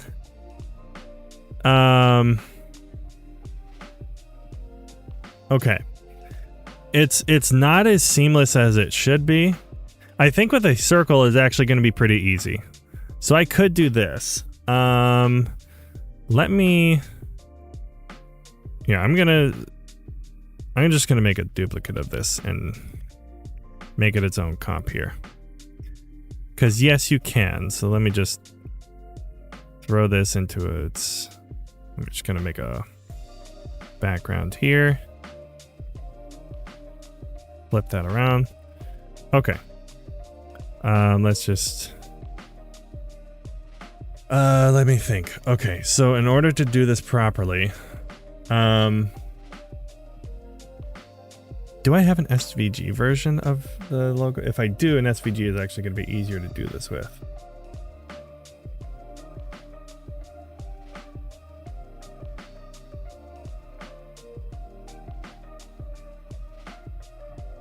I might not. Okay. Alright, so essentially what it boils down to is using these, actually I could probably use S circle. What did they call it? It's not S circle. I forget what it's called. S ellipse. I don't know why I couldn't think of the word ellipse. The word is ellipse. All right. So if I just go to 1 and 1 based on the resolution of this circle here, I might can, wow. Let's just go. I'm just going to do a very rough job of this. There's a better way to do it by converting this to an SVG. But let's just bring down the height here. And that's basically almost like perfectly around the circle because it is a perfect circle here. So what I can do with this ellipse is go into, I might have to reference Casey's video on this real quick, but I think you go into S render, you has to go into an S render. But from here, it needs to go into,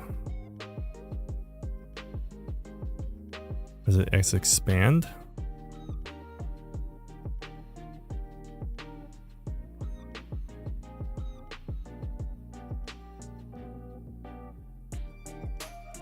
Hold on, let me reference a video real quick, because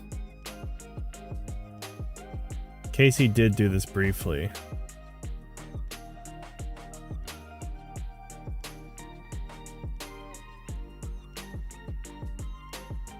I'll get you your answer. That's the last thing I do on this stream.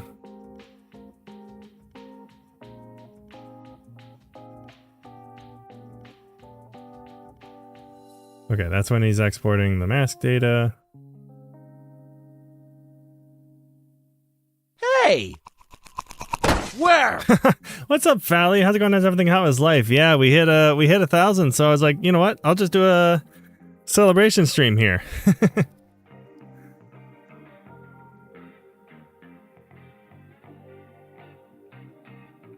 Oh, okay, yeah, it's literally just the extrude 3D node. Right.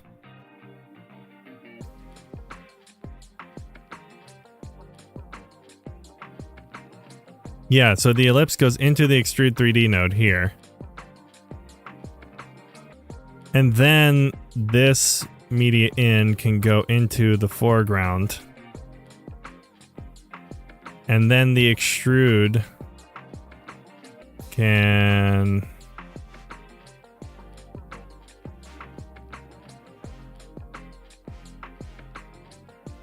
Okay, there's another step to this.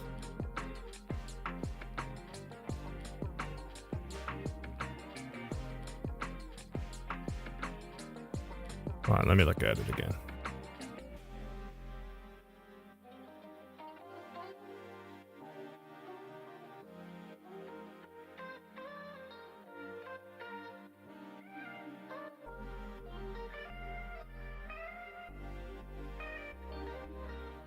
Okay, that's just a cutout for that.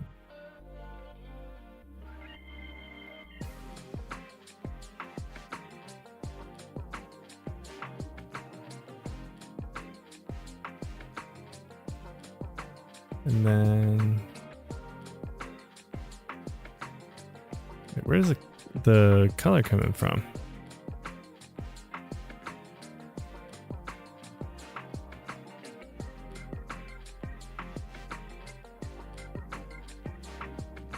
Oh, well, the extrude 3D has to go in the render, right? Oh, maybe not.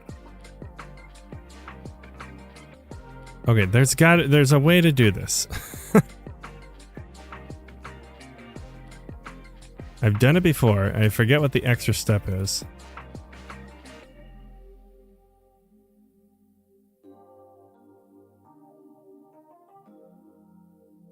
Unless the ellipse is too big.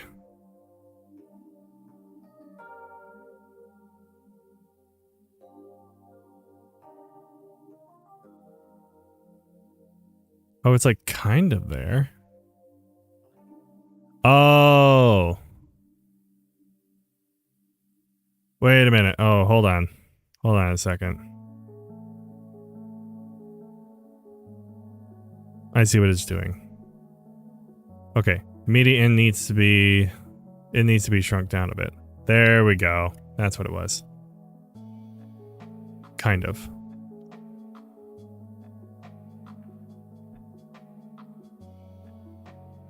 It's like, it's weird because like...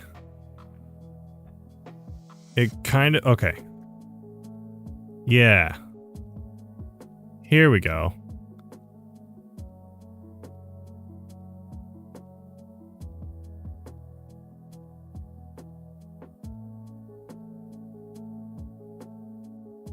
And then you could do some bump map on here to make the to make this part actually stick out. So it's like it's flat right now.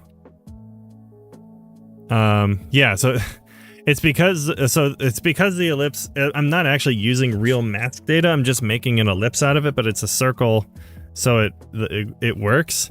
So because the median's slightly smaller than what the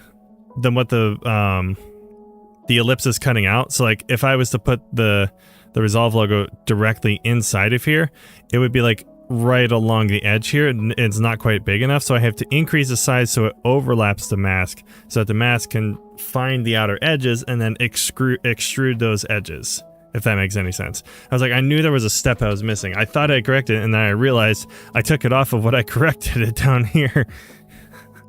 And then I realized, oh, I actually have to push it back out once again. Because it's not the mask that's cutting it off, it's the transform that's pushing it into the mask. So that's what's happening. And now, all right, let's play around and see if I can get that bump map to work. Because I'm very curious. So bump map here. And then I need to use this as like a source image as well. So let's run this. I'll just run it through a brightness contrast node here. But let's just do this, and I'm going to take away all saturation.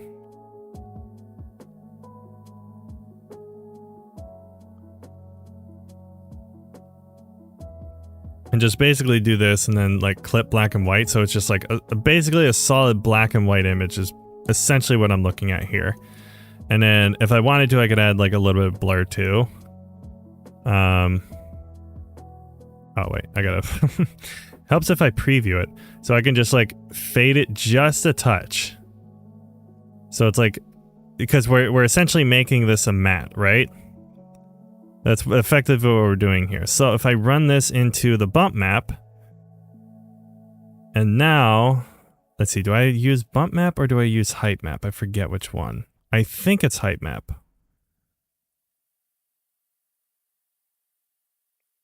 And then if I run, let's see, the bump map needs to go in what point?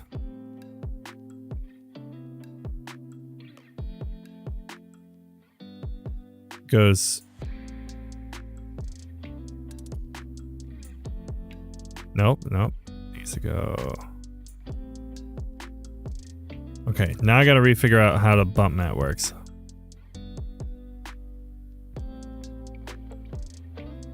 Yeah, because that needs to go back into here. I wonder if I can even do this with a bump map. I just realized that.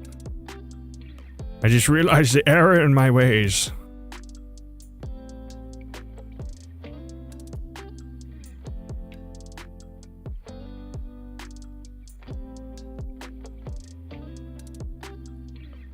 Let me just copy this and bring up another instance of it. I'm effectively using itself as a bump map, but let's see. I need to oh my goodness, I'm like having a huge brain fart right now. Oh, I need a blend. Cause then I can, yep, bump map material, that's what that goes in. And then I just put this in a regular diffuse color, and then now we actually have the bump map part of it. And if I put this into well, yeah, that's kind of the idea, is like if I cast light on it, then it'll actually like create shadows from it. That's kind of what I'm thinking about and just like playing with my head. Well, let's just put this into a merge. Oh wait, I can't put this into a merge 3D because this needs to go onto it needs to go onto a material.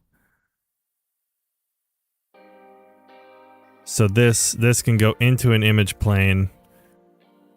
So if I put this up here, yeah, so that's its own image plane. And then I think this gets a replace material, right? You gotta replace material, you put this into it, you put that into a merge 3D. Is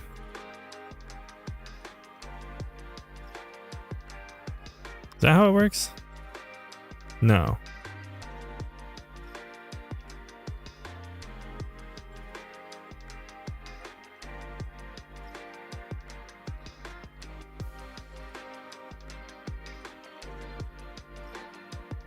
Or maybe it's because it was supposed to be a height map. Okay, yeah, that's definitely doing something. You can see the stuff coming out. How do I apply that as a... How did I do it? It's not a replace material, it's something else.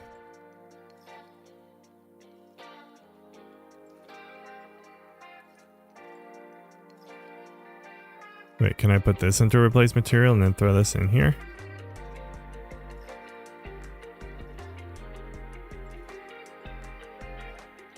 Oh. It does kind of mess with it a little bit, doesn't it?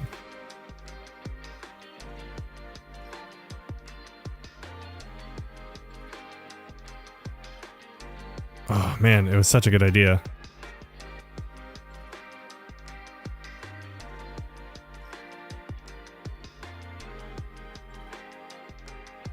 Maybe it should go from the transform.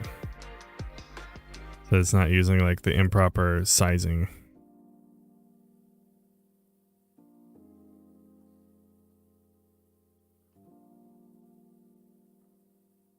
I can probably delete that.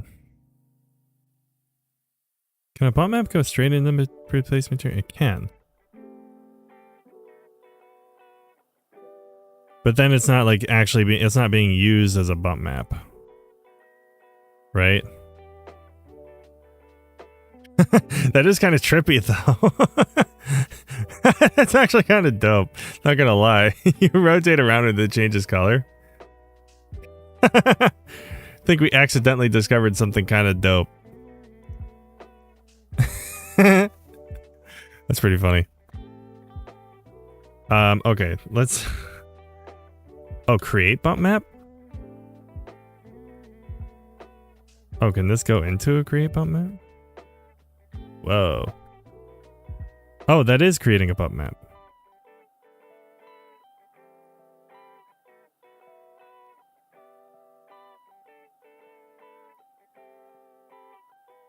Yeah, this is like an actual bump map thing.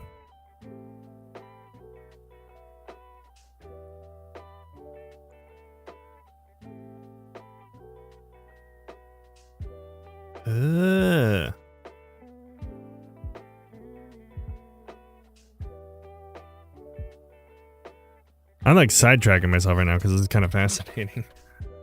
So I can create bump map, and then can I put that into... No. Can I put that into the create replace material? No, because that it's just looking at this. It needs to go into something. So maybe this is what goes into the blend as a bump map. I think that's bump map. No, that's intensity. What am I doing? Oh, wait. No, that's not what I do. Hold on. This maybe create bump map is actually to export it as something else.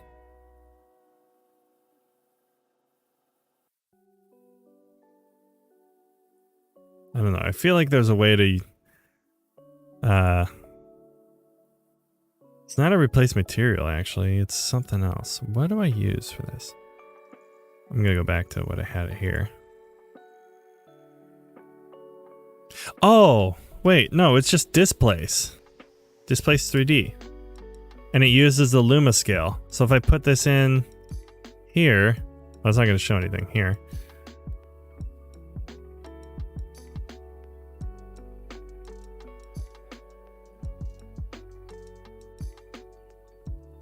Oh, okay, hold on.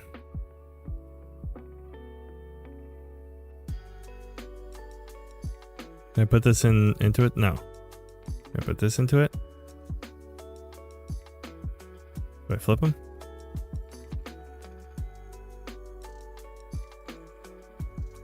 No.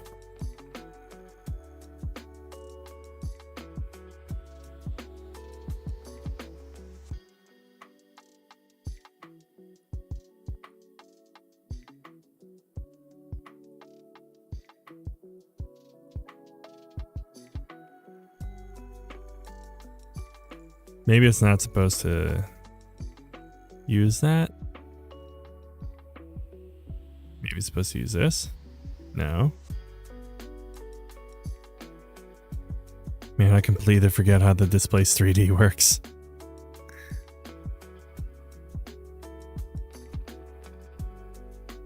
Oh wait, no, I was using it right. I just had the wrong thing selected.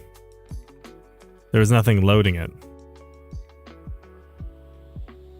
Oh, I'm a goof. So wait. Oh, well, we're getting somewhere.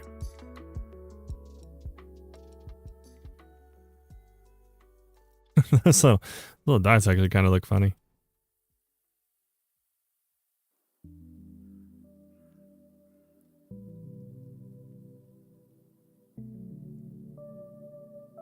Whoa.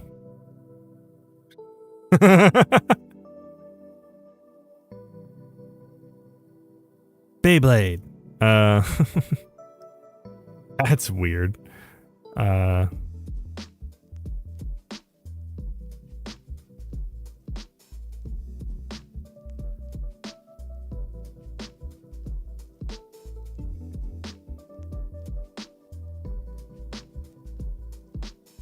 it's not quite doing it, mainly because this transform is making things slightly goofy.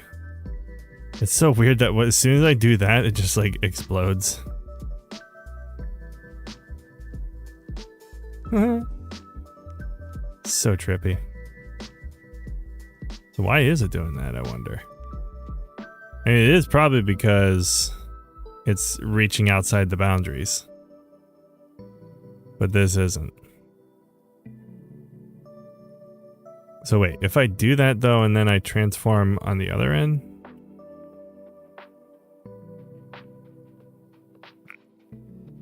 That's why it's doing that, okay.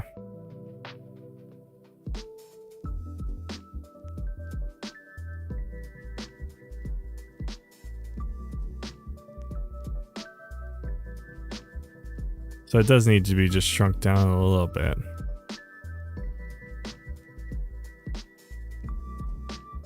Alright, so let's go back into here. Let's see if we can displace this more. Give it a lot of bump. Maybe we can't. Oh. Okay. I'm going to... What I need to do is mask this part. I'd be so distracted by the trying of the materials if I got to admire your tenacity. I'm just curious. Yeah, I do go a little bit crazy sometimes. So if I mask this,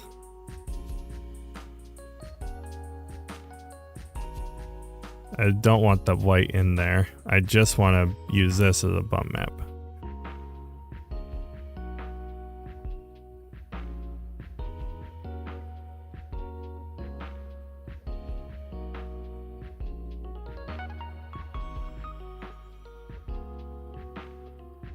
Or not a bump map, it's a displace. I don't even know what I'm saying anymore.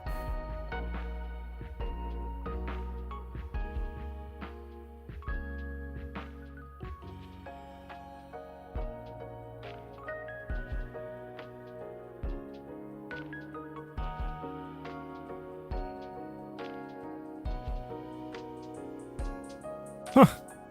Uh-oh. Don't crash on me. I didn't like it when I did that. That is so trippy, though.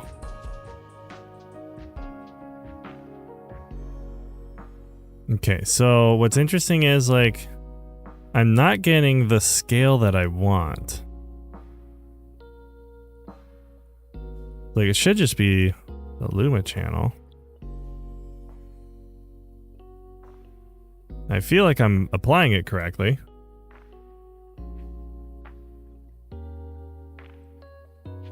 But why isn't it displacing this where I want it to?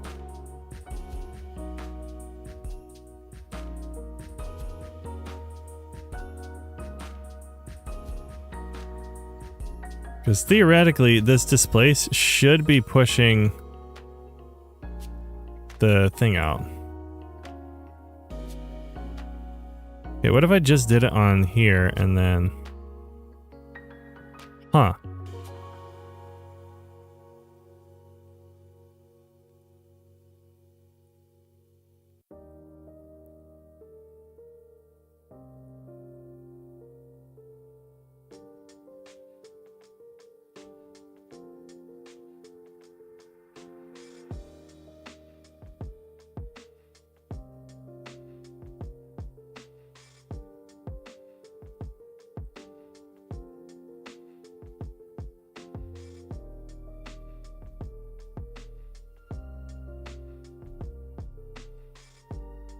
So it's like, it's kind of doing... Would you need to mask the pedals separate from the circle? Maybe. What it should be doing is just taking the pedals and then just pushing those out individually, but it's, for some reason, it's like very clunky when it does that.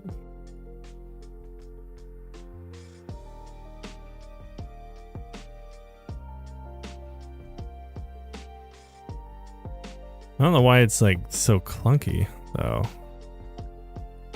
Unless I need like...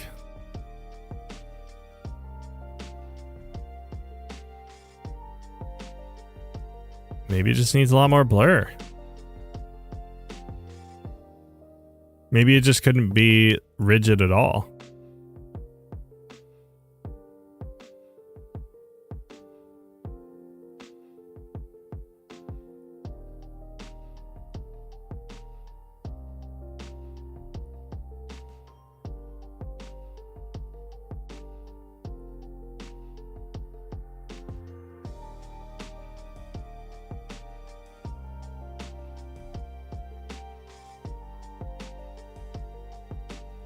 So if I remove this, yeah, it's still.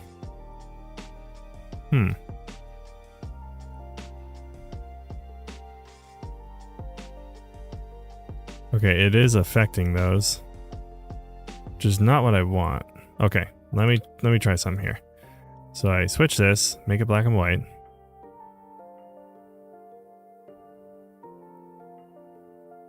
I'm going to remove this ellipse here. I'm going to put the ellipse after... No, it's got to be before the blur. So I can do this. Nope, come on, turn it on. Invert it.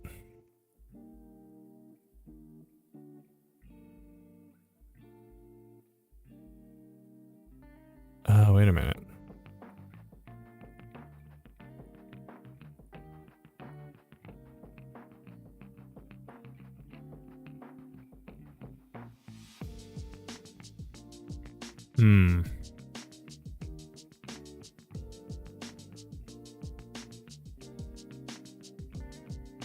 See, like, that's doing a thing, but it's also not doing the right thing.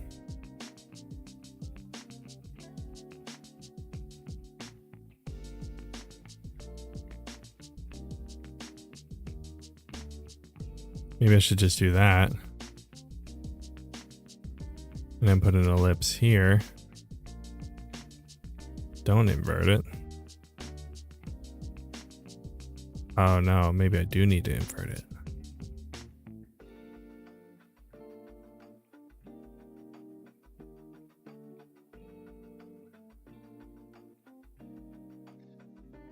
I need to cut out the white edge while still being able to blur it afterwards.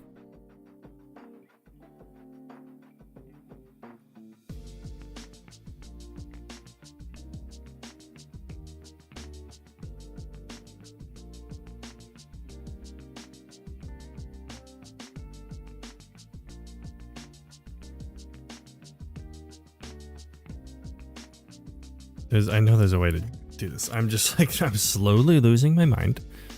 Very slowly, but I am.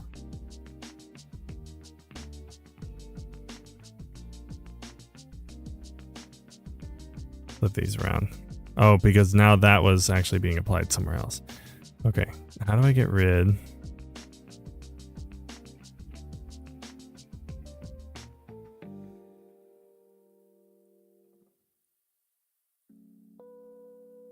Okay, maybe I just add a Luma key on the outside, but I only... Okay.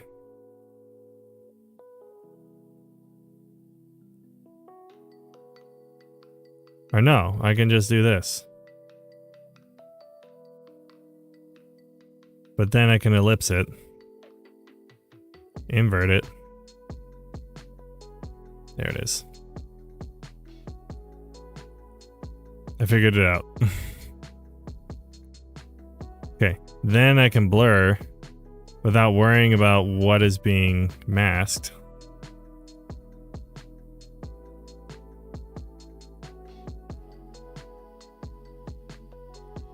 And then I can go back to this. It still feels a little bit much.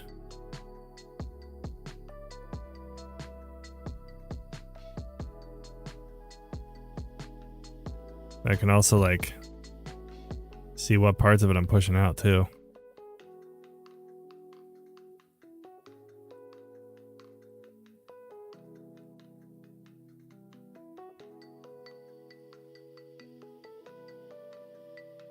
Yep, so without the blur it's not soft at all. I should probably like just do some heavy blur.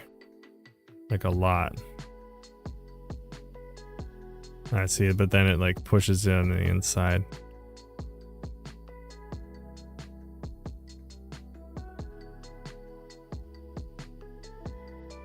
Like 100 is probably actually the right place to put it.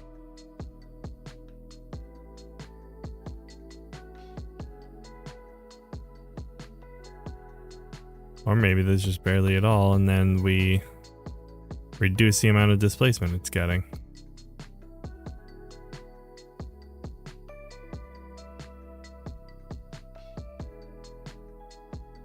just like, why is it so clunky? I feel like it shouldn't be. Shouldn't be that bad. Oh, it's because there weren't subdivisions on it. I need like 500 subdivisions on it. There we go. That looks so much better. I'm so dumb. I told you guys I was losing my mind. Okay, that makes a lot more sense now.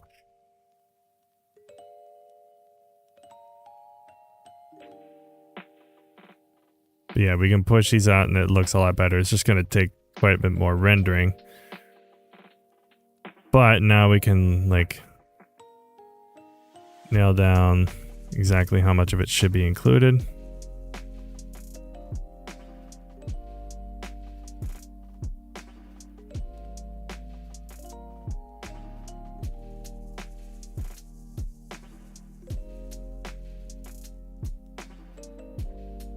The extrusion is pushing it out slightly as well. So it needs to be like more bias because it needs to be pushed forward, right?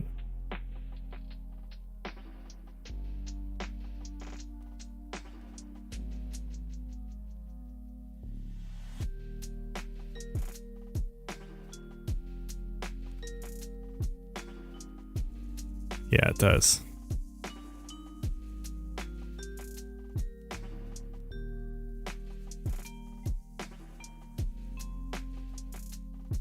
Like right before it hits it.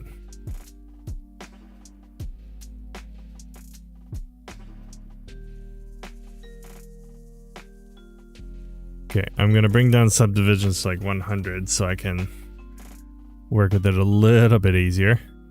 But I need to match the scale. Or maybe it is matching the scale already.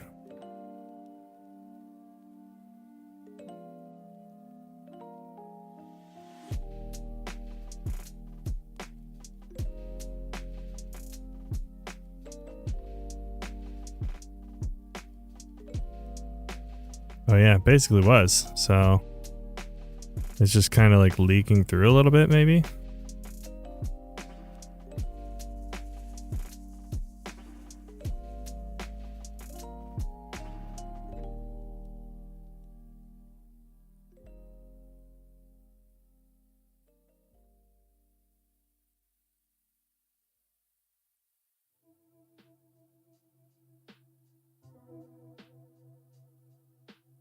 Yeah, I can turn the blur back on.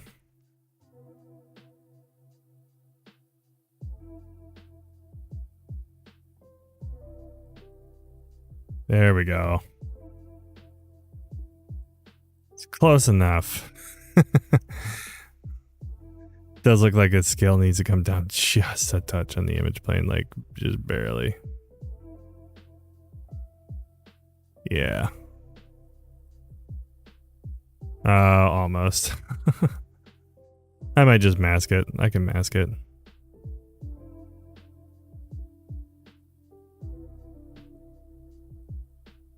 But yeah, basically.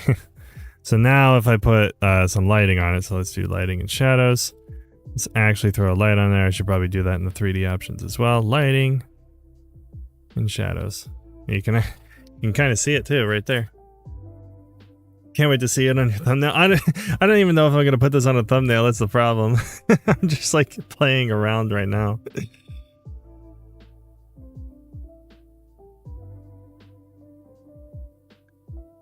It does kind of showcase what's possible. Looks like a fidget spinner.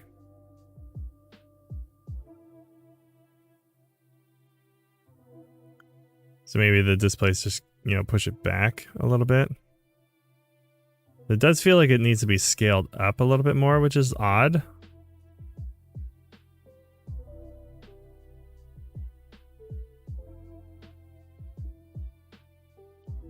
But here, let me just make another instance instead of using the original one. And then that way I can chop a part of this off. And then that way I can scale it easier without it being an issue. Yeah, because I just need the part that's coming out, so I can just do that. And then when I scale the image plane back up,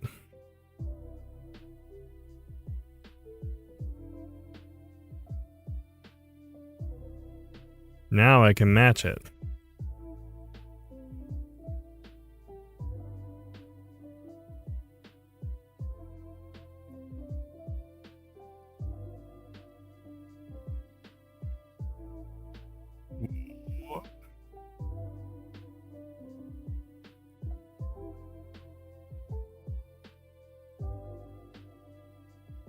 Really push this into 3D, so I can just kind of have to eyeball it. Let's just scale this up again.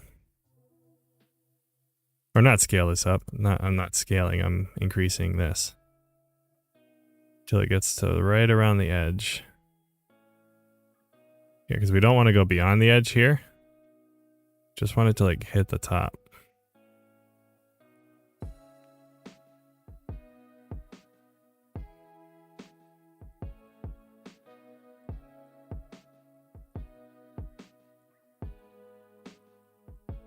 You know, I might actually put this on the thumbnail now.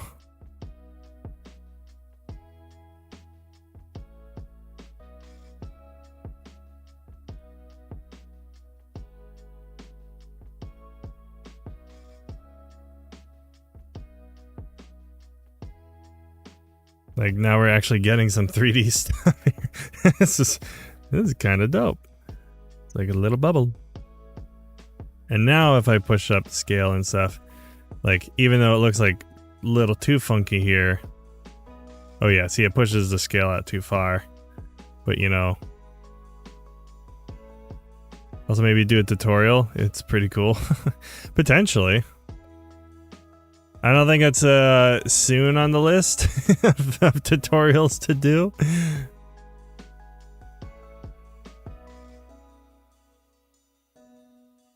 But who knows?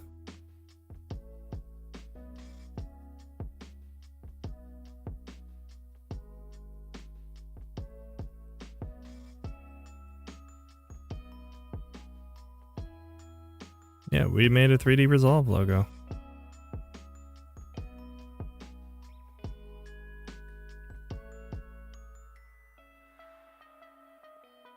And then if I want to just transform that, move it in space, I'm going to add transform 3D. Go into a new merge and make that my new place. But now I can just move this all by itself.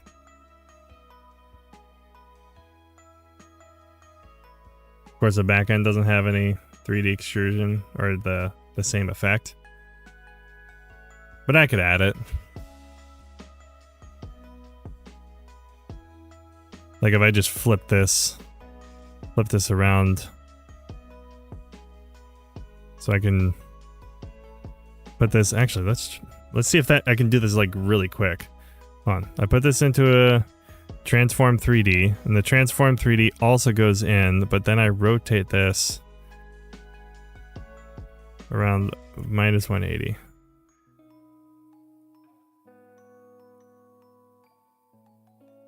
Oh, it's not like precise.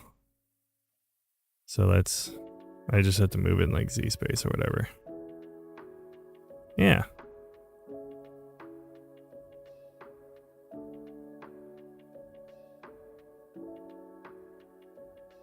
Plug. It's in. There. Now when I rotate this around, it's 3D on both sides.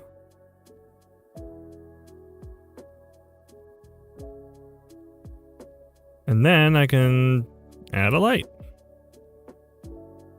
Yeah, let me reset the transform here so it's actually in the right spot.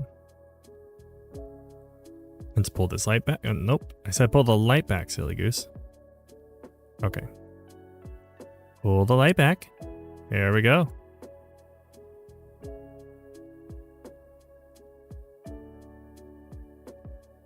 Push it over. Push it up. Over and up. Rotate it. There we go. Ooh. Oh, my back just got really tight. I was paying too close attention. All right.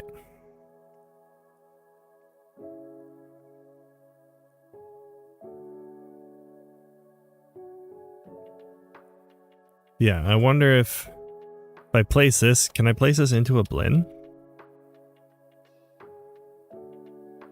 No, I cannot. Can I replace material?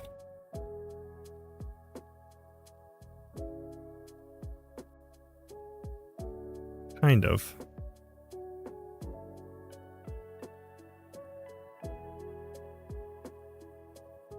I don't know. The option's there. I was just gonna adjust the specular aspect of it because it's very shiny. But I probably have to do it from here. Yep. So I can give it like some gloss, but not a lot.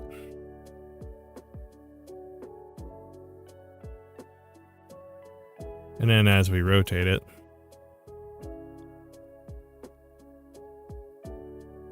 we're really getting a 3D texture in there.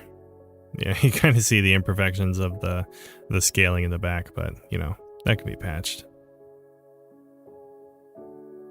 The front looks super clean though, like that. Like you can see the ridges. Oh, it looks so good.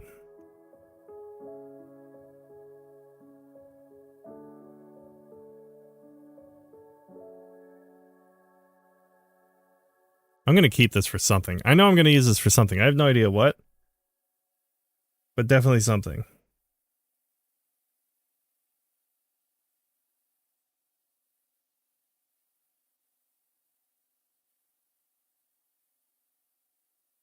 Could be like, it could be my new intro. I'll just have like a camera flying in.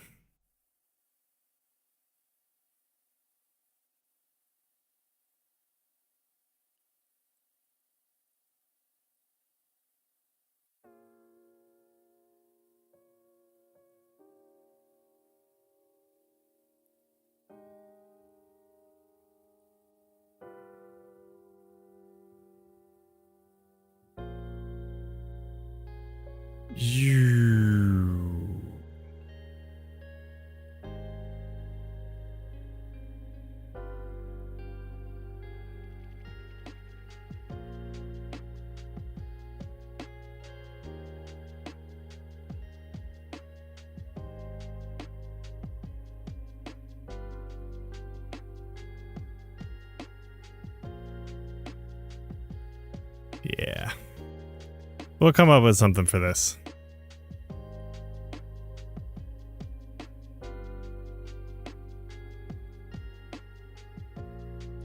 Gotta use a 3D Lit Resolve logo somewhere.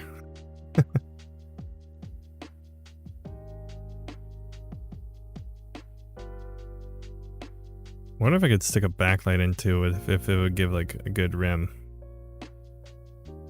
Nope, don't use another merge.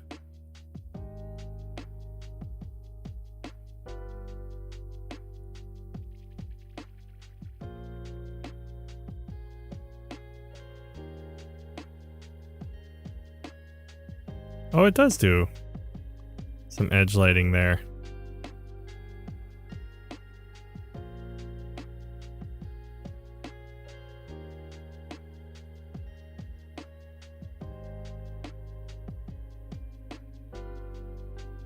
So yeah, you can see kind of, it's like getting that gloss from the backlight there. What happens if you overlay it over color graded footage? I mean, it depends on how you're color managing your project. Goodness, look at how much I've messed around with here.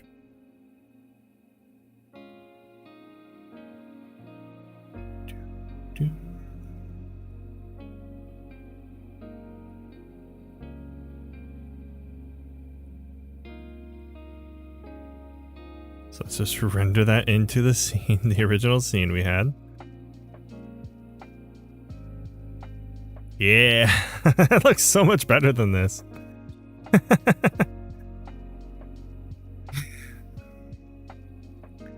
It's so funny. I can place it with the camera, really.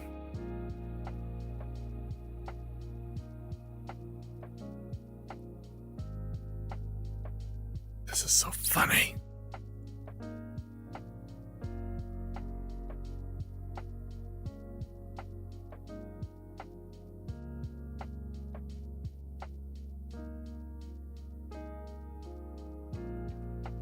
Okay, I'll get to the questions in just a second. I'm just like...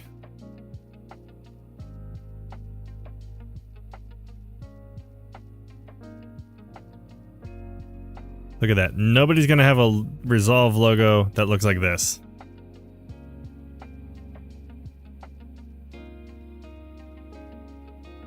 So I can just nix this part entirely. It's a very simple comp.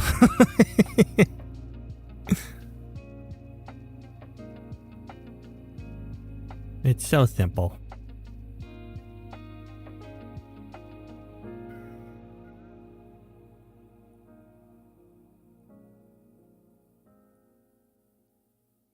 Yeah, that way I can just stick this up here underneath the text. Dude, that looks... Why does that look so good? Like, oh my goodness. That looks way better than it has any right to look.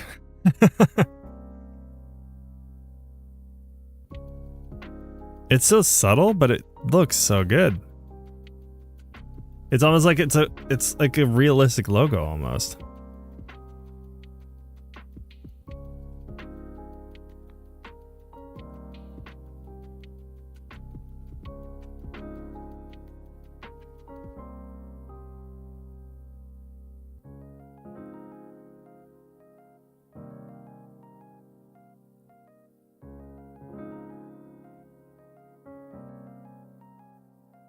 It's so dope.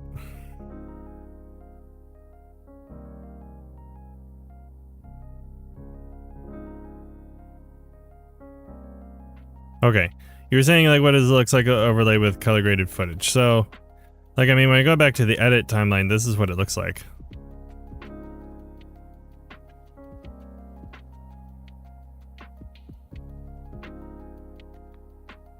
But you know, I could color in stuff. But yeah, I had to color grade this inside of its own Fusion comp because this was log. So, and if I bring that directly into Fusion, then I have to use like Fusion to color grade it, which you can do color management inside of Fusion. Like, it's totally viable. Like if I was to do that inside of Fusion here, I could still, you know, add my color space transforms here. And take it from, this was Rec 2020, Fujifilm F-Log, and then we can go to DWG, de-intermediate, and then make another transform for the output, and then flippity flip, and then whippity whip, and then gamma 2.4, and then no tone mapping here. And then we need to apply forward OTF. And I think this applies normally. Like yeah, that doesn't need to be applied. So obviously I did like a number of corrections to it. Like I adjusted the color balance and linear and stuff, but this is effectively that the color space transform workflow. But if you wanted to output to DaVinci Wide Gamut but still have the Rec 709 preview, and honestly what you could do is set gamma to linear so that you actually like work in the proper space for Fusion. Then you can add another color space transform near the end and then go from DaVinci Wide Gamut linear to DaVinci Wide Gamut DaVinci Intermediate to go back to the color page. but then you put this color space transform on the end after the media out, after it already goes back to the edit page, so you can preview this and then actually preview the Rec 709 Gamma 2.4 without actually sending that back to the edit page. So within this space, oh, you can't really see it. Within this space here, like this is it going into from its camera space to DaVinci Wide Gamut Linear. So you can work in Fusion. Everything in here is in DaVinci Wide Gamut Linear. Then you just take that from Linear to DaVinci Intermediate when you go back to the edit page, and then you can also do an additional DaVinci Wide Gamut, DaVinci Intermediate to Rec 709 Gamma 2.4 after the media out to have a preview, an accurate preview of what you're going to see. I use Fuji Rec 2020, but output Gamma in Rec 709A. Yeah, I've heard like a lot of conflicting things about Rec 709A. Because it's not, from my understanding, it's not actually a color space. It's like, it's what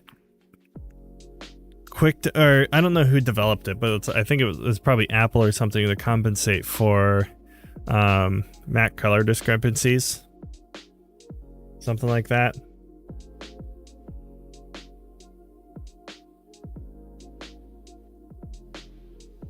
That's my understanding, but I don't have like the knowledge right in front of me to know exactly the process by which Rec 709A was developed. But yeah, that's, and then the reason that this is key though, like let's say I do bring in the Resolve logo into this. So like obviously, but I'll follow the Fuji Asset Color Guide to advise.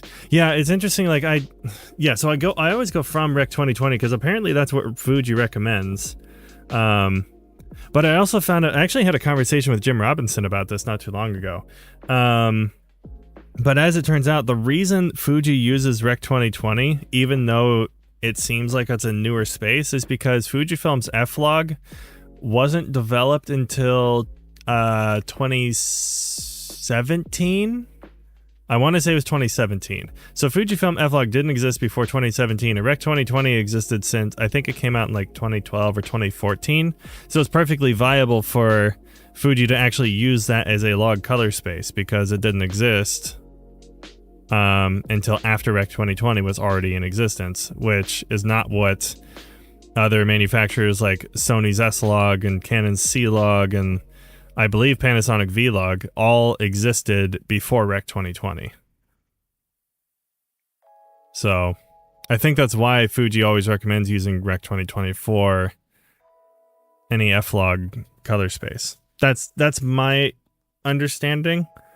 I can't like confirm that scientifically, but I know when Rec 2020 was definitely out years before F-Log was developed. So that's, I can make that sense of that. Their color guy sent me data on it and said use Rec 2020. Yeah, I mean, it's given me the most accurate results for sure. And I think the reason there's such weird discrepancies is because like no other camera manufacturer uses that kind of HDR space, color space for it. Like they all have their own, but Fuji doesn't. And it's just weird that it uses Rec 2020, but you know, or at least that's the closest thing to it.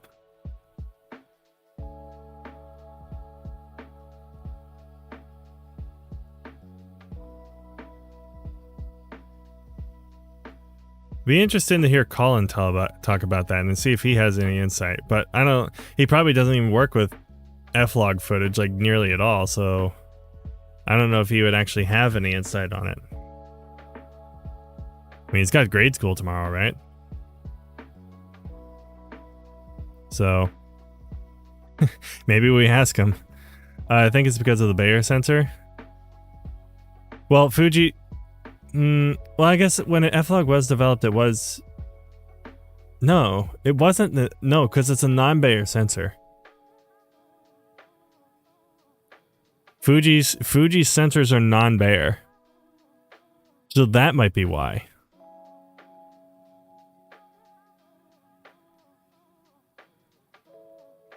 Because Fuji's they're the X-trans sensors. They have like a different pattern. So it's like, it's not like the green, red, green, red, green, red, then green, blue, green, blue, green, blue, green, blue.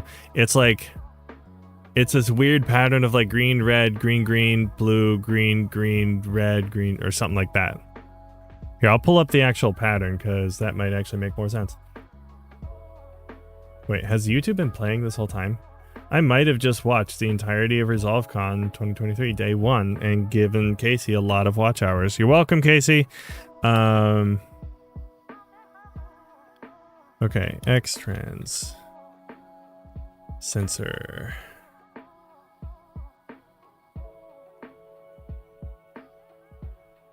Yeah, okay. So like this is a traditional like Bayer filter array, right? So, you know, you got your green, blue, all across the line, green, and then red, green, like a bunch of green. Now, Fuji's sensors look like this.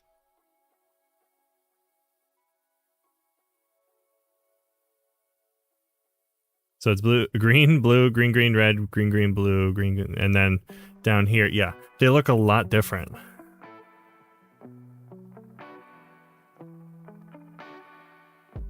Yeah, this is what Fuji's subpixels look like. So it's still like, it's still 2 green, 1 red, 1 blue per pixel, but it just mapped out very differently. It's such an interesting matrix.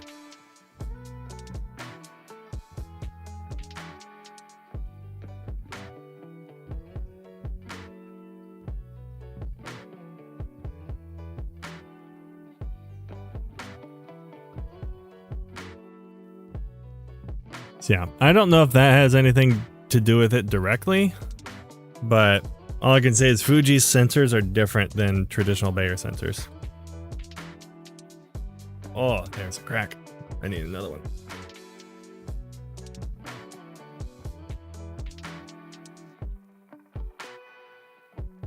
Can I get another? Nope, I can't get another one. I tried. Oh. That is better though. Anyways, going back to the color management thing. So if I was to just put this inside of here, like obviously that wouldn't be managed correctly. So typically pictures are sRGB, so I could just, you know, if I copy this color space transform to go to DaVinci wide gamut linear, I just put this in here, and then I can just go, you know, typically sRGB is like the best guess. But if that's not, then we can try something like, well, the Rec 7 color space is virtually identical, but we can try like different gammas, like gamma 2.2 or gamma 2.4, or maybe it's not. Maybe it's something else, like 18% gray.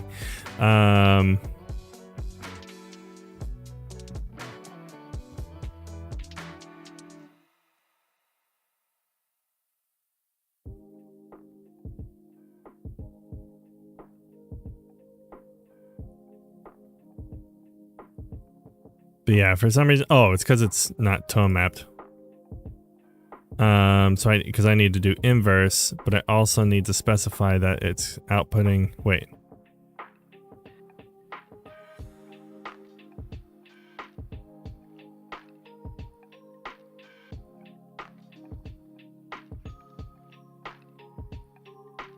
No, wait, there was one more step to this.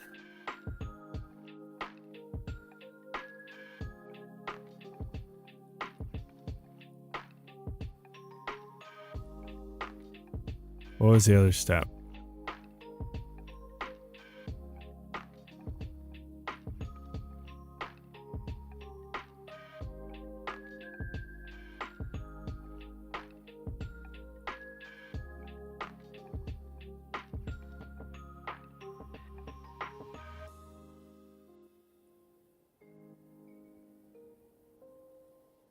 I know there's something. It has to apply inverse. I could try luminance. It gives me a pretty close to the same result though. Wee, look at that. Uh...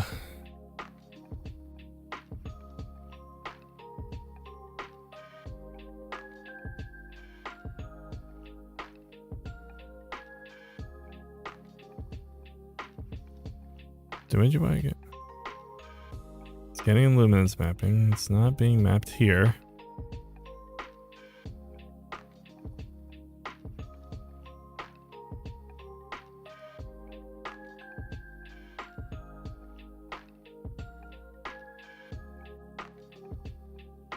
Why is that not being mapped properly?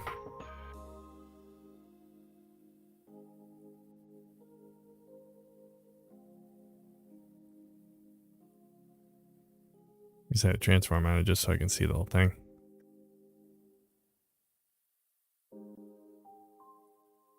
What am I missing?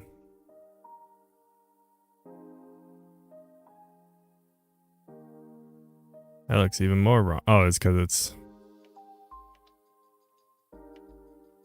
Okay, now it's just bonkers.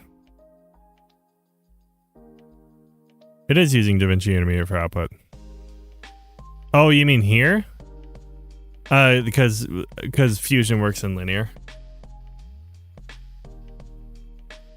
So when it gets back to the edit page, it's going to DaVinci Intermediate. But typically when you're working in Fusion, because Fusion works in linear, it's like typically better, it gets better results if you put it into its gamma space. But then you can just like so you can put everything into linear, and then right before it goes out to media out, you just bring it back to DaVinci Intermediate, and then you can color grade it all the same. But for some reason, I'm not understanding why. Oh, well, let me just look at that preview. That's why it wasn't working.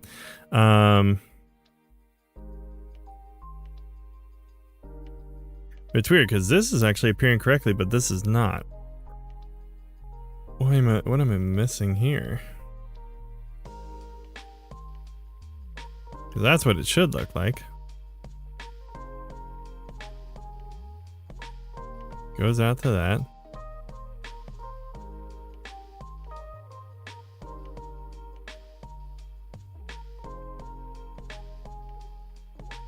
Is it because the colors are...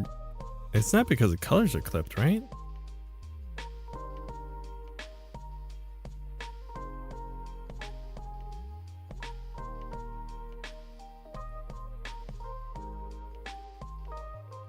Well, it shouldn't clip, right?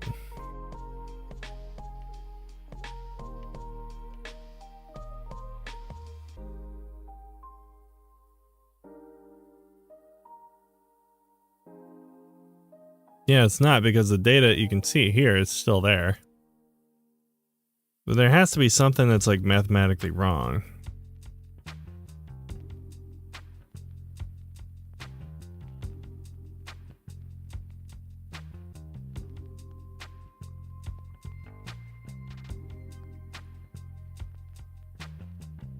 But I don't know what that is.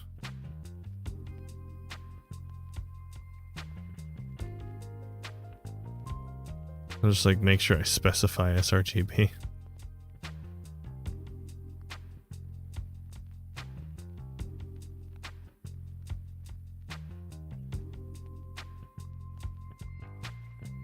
No. Yeah, this is the only one that's been weird for me. What if I nix this? But I don't go into linear. Okay, that looks correct. Why does going into linear screw it up? What?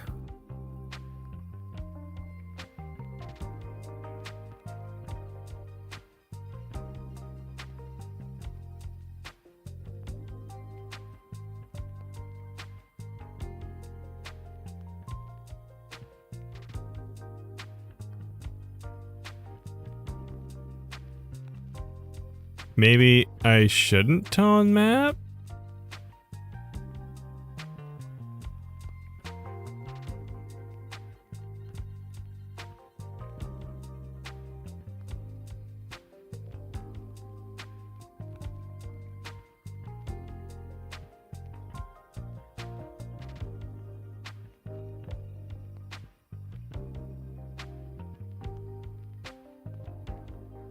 It just feels like I'm doing it wrong if I don't tone map it.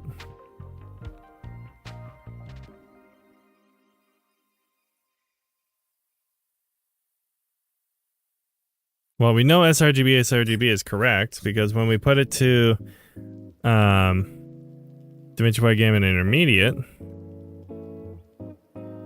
and we luminance map it, it's fine.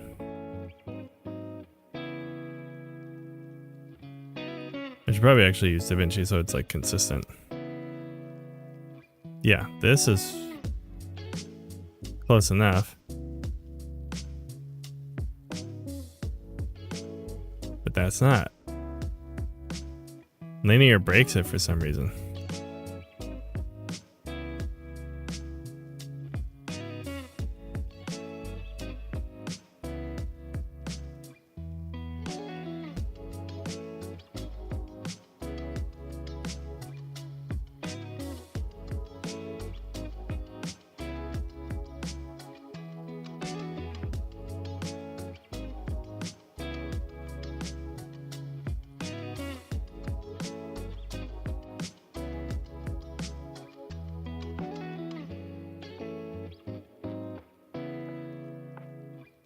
That's so weird, like, I'm having to go into, like, manually adjusting the max inputs, or max input, and then adaptation to get it somewhat close to a reasonable reproduction.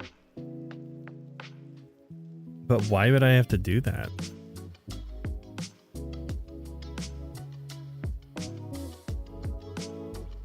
It feels like something's artificially clamping it.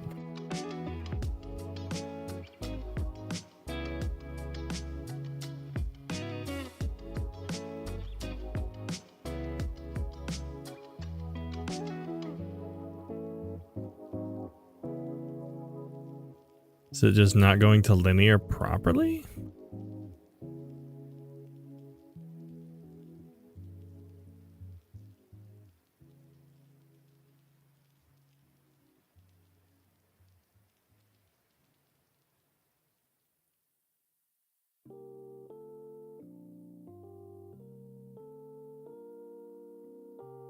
I don't know, I'm kind of at a loss. This seems something. It's someone's going to put my fusion composition on a separate track and in a separate group. Yeah.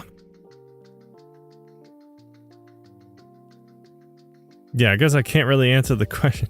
Yeah, typically this should work, this workflow. But maybe you just don't go into linear. Just go into DaVinci Intermediate. Nix this. And then it looks just fine. I don't know.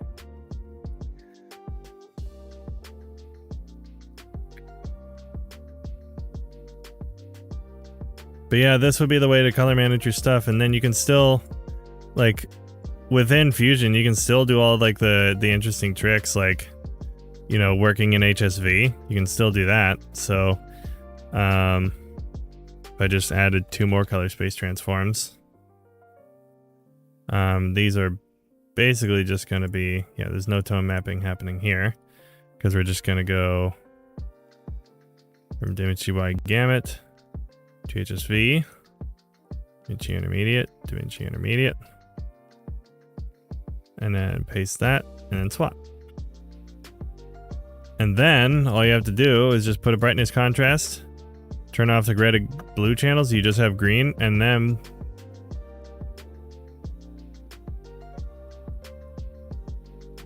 wait a minute, did I mess something up?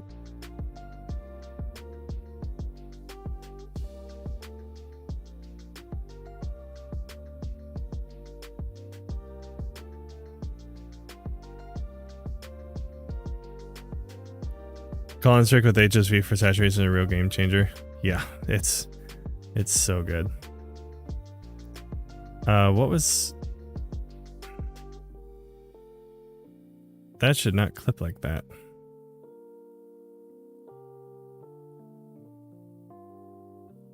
Unless it's just because the white balance is incredibly off.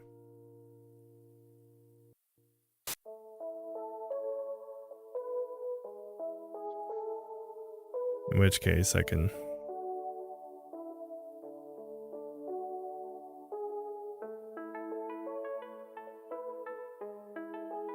kind of correct for it by eyeballing it. It's not going to be good, but you know.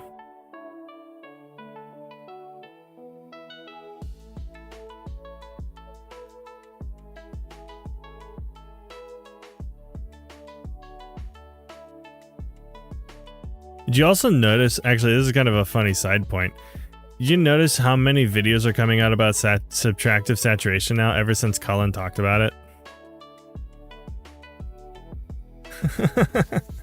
There's so many now.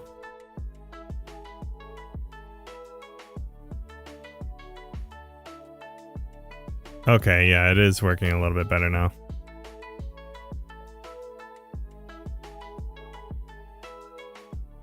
But yeah, you can still do that subtractive saturation trick within Fusion. You just have to turn off red and blue channels and just operate on green. Because, you know, red would operate on hue, blue operates on luminance. Or value, really.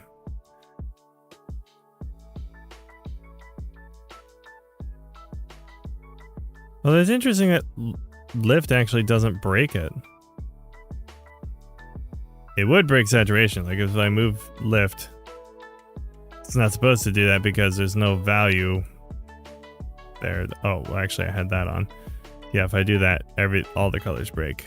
Because you're not supposed to move a saturation value of 0 because there's nowhere to move it.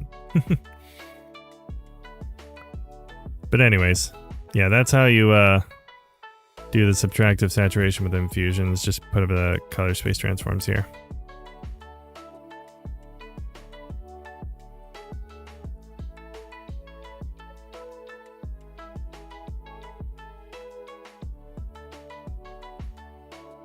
But yeah, at least like everything's color managed properly, so when I go back to the edit page, it's all, well, supposedly in the right place. It should be sending DaVinci Wide Gamut Intermediate back.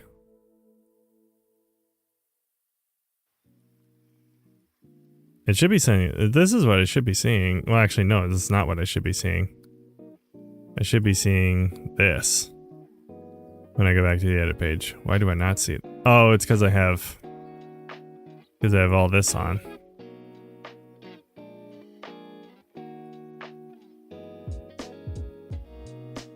And then there's group stuff too. There we go. Okay, that makes more sense now. So yeah, now that this is all color managed in the right place, I can operate it on a, yeah. This would be a lot better explained in a video. Be a lot easier to follow.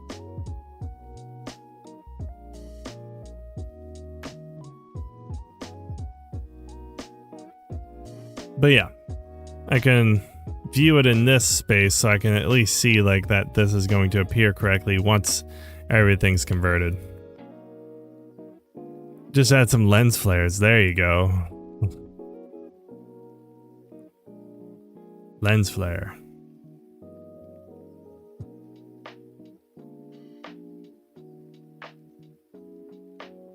Like right there.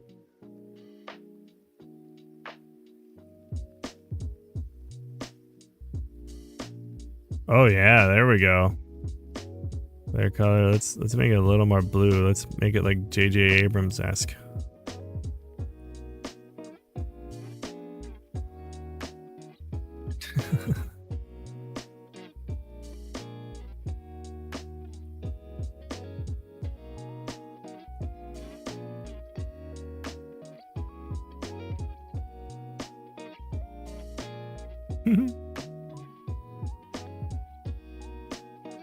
I have $1, so that logo would be pimped out with sparkles and lens flares. Exactly. It's the right way to do it.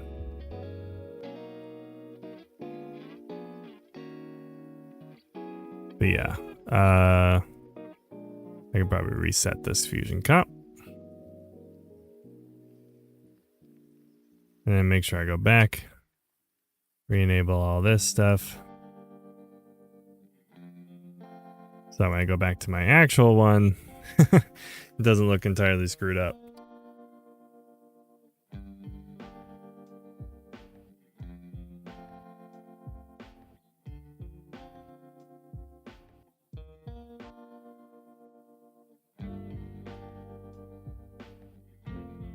But yeah, if we go into here and then just modify some text stuff.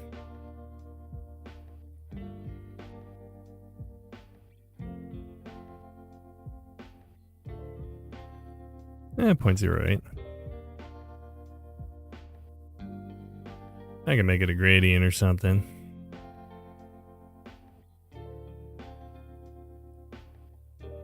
Make that red. Make that blue. I'll switch their positions. I did not mean to add. There we go. And then just for fun, I'll add a drop shadow as well.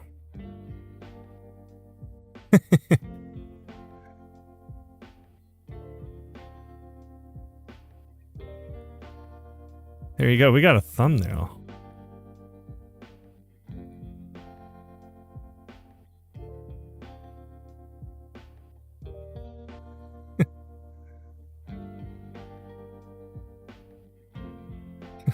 I'll ask him if he wants this.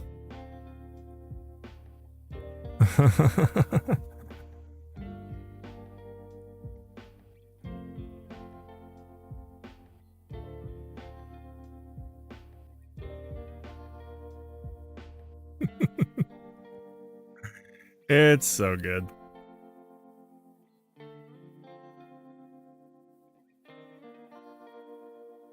I definitely need to save this this as a template though.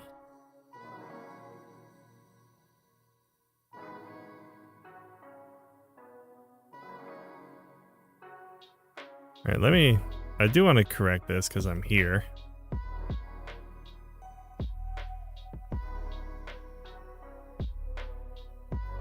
So this transform is all I need to adjust.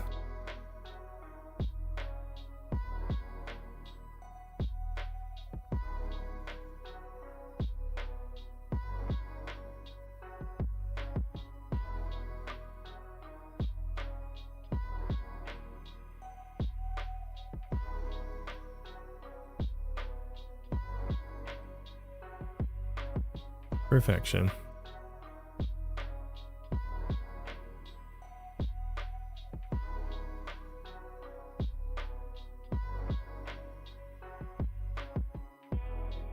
So now it can flip around both sides and you can't see any imperfections. And then when it comes to the lights, I can go even crazier. Add some actual softness to it so they don't seem so rigid.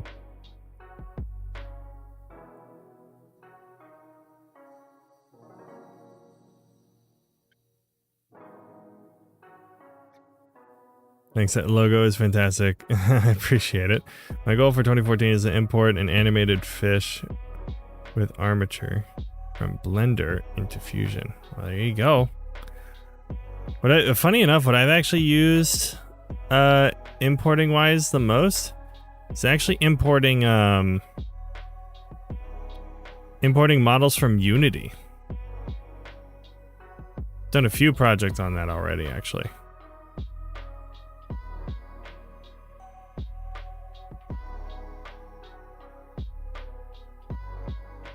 I'm just gonna send this to him.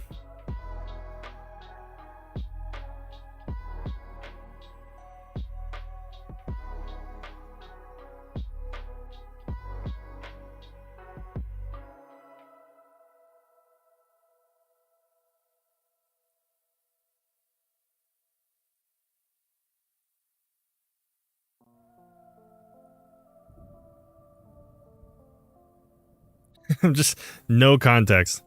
Oh. Dropped a few frames there. Oh, it's because I was uploading. I've gone between 3D Max and Blender and have not been happy. We'll try Unity. Well, I wouldn't go with Unity. It's the only reason I have is because, and I haven't even opened up Unity myself. It's just like some people that I work with are using Unity for some of the games that they developed. Like Race Day Rampage is one of the games that I play. It's an interactive racing game. And essentially what that helps. What the Unity stuff helps with is like I can get an FBX scene and like actually rebuild out the car models inside of Fusion, and then do 3D animations with that stuff. So I wouldn't go into Unity to try and start building stuff if you don't already know how. You would probably be better off with Unreal.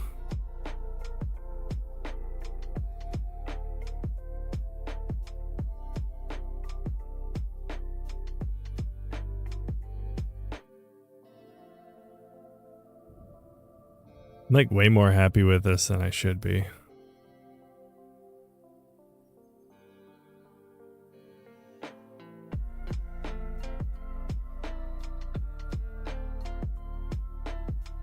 But I'm 100% using it from now on.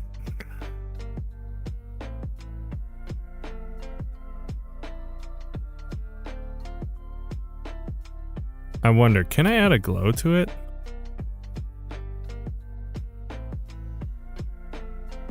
And then merge underneath? Oh my goodness, I can.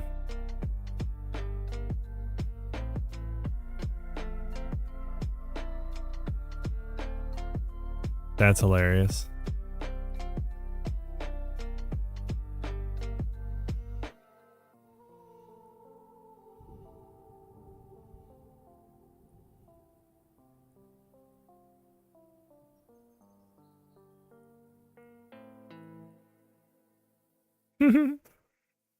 You could pivot out in gold with diamonds.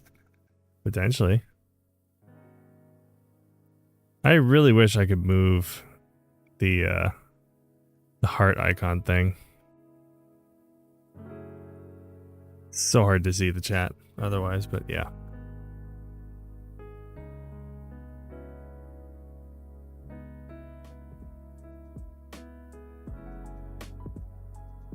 Well, let me just clean up here. Delete some of these nodes I'm not using.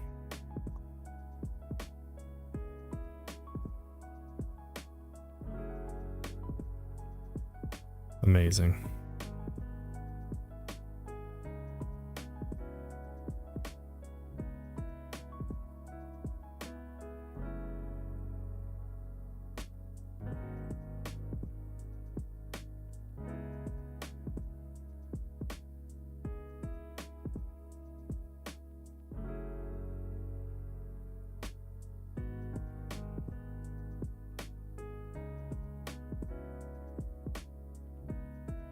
Oh, there's a spotlight here that just left.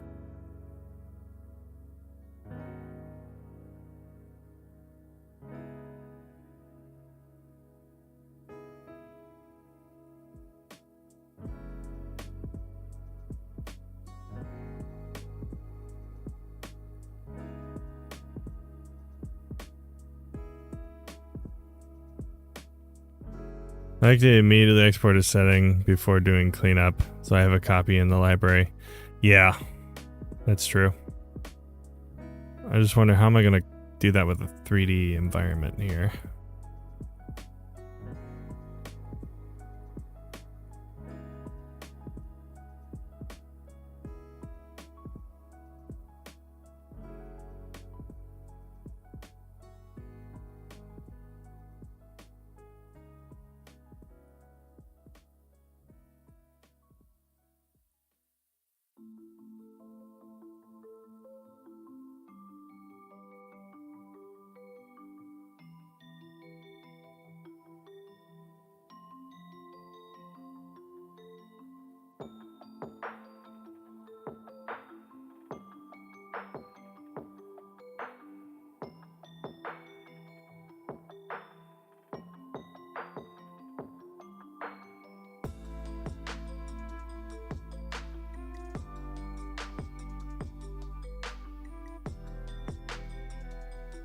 Well, at least it looks somewhat cleaner, I guess.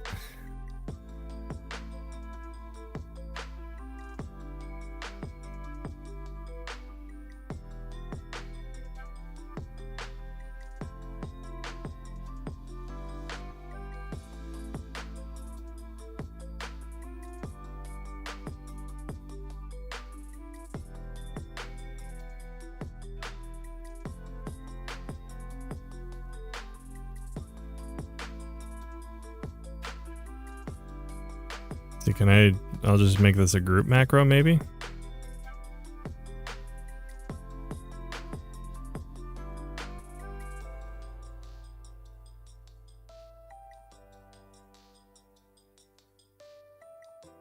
Save as group.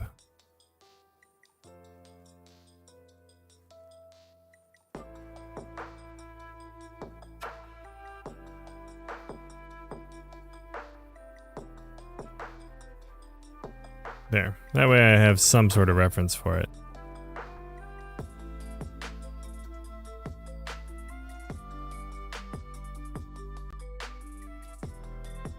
That works. I'll take it. All right. Tonight was fun. First ever YouTube stream. I'd call it a success in some fashion.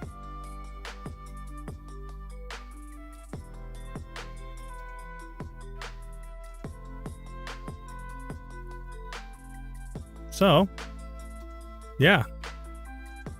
If anybody watches this back, that'd be insane.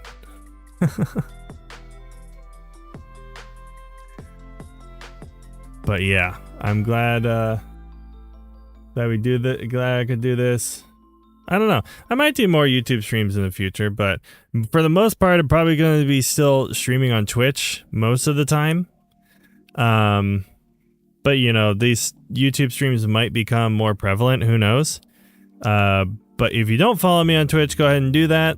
Twitch.tv/CameraTim. Also, Twitch.tv/stream6_official.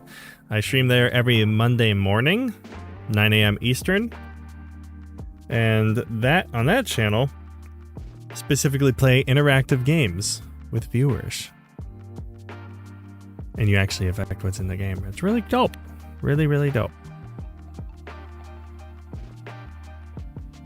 But anyways, I'm going to call it for the night. And thank you for... I was supposed to go to sleep a few hours ago, but this was worth it. Hopefully keep this video up. I think I set it so that all live videos just stay in the live category. They should not go away. So, yeah. There's definitely one of those things where it's like, I think anytime I do a live stream, it's very much going to be like a background noise thing. But, yeah. I might try and do some curated YouTube live streams. Like if it continues to grow and there's like more people that actually want to get involved, maybe we make it I don't think it'll ever become a weekly thing, but maybe a monthly thing. We'll see.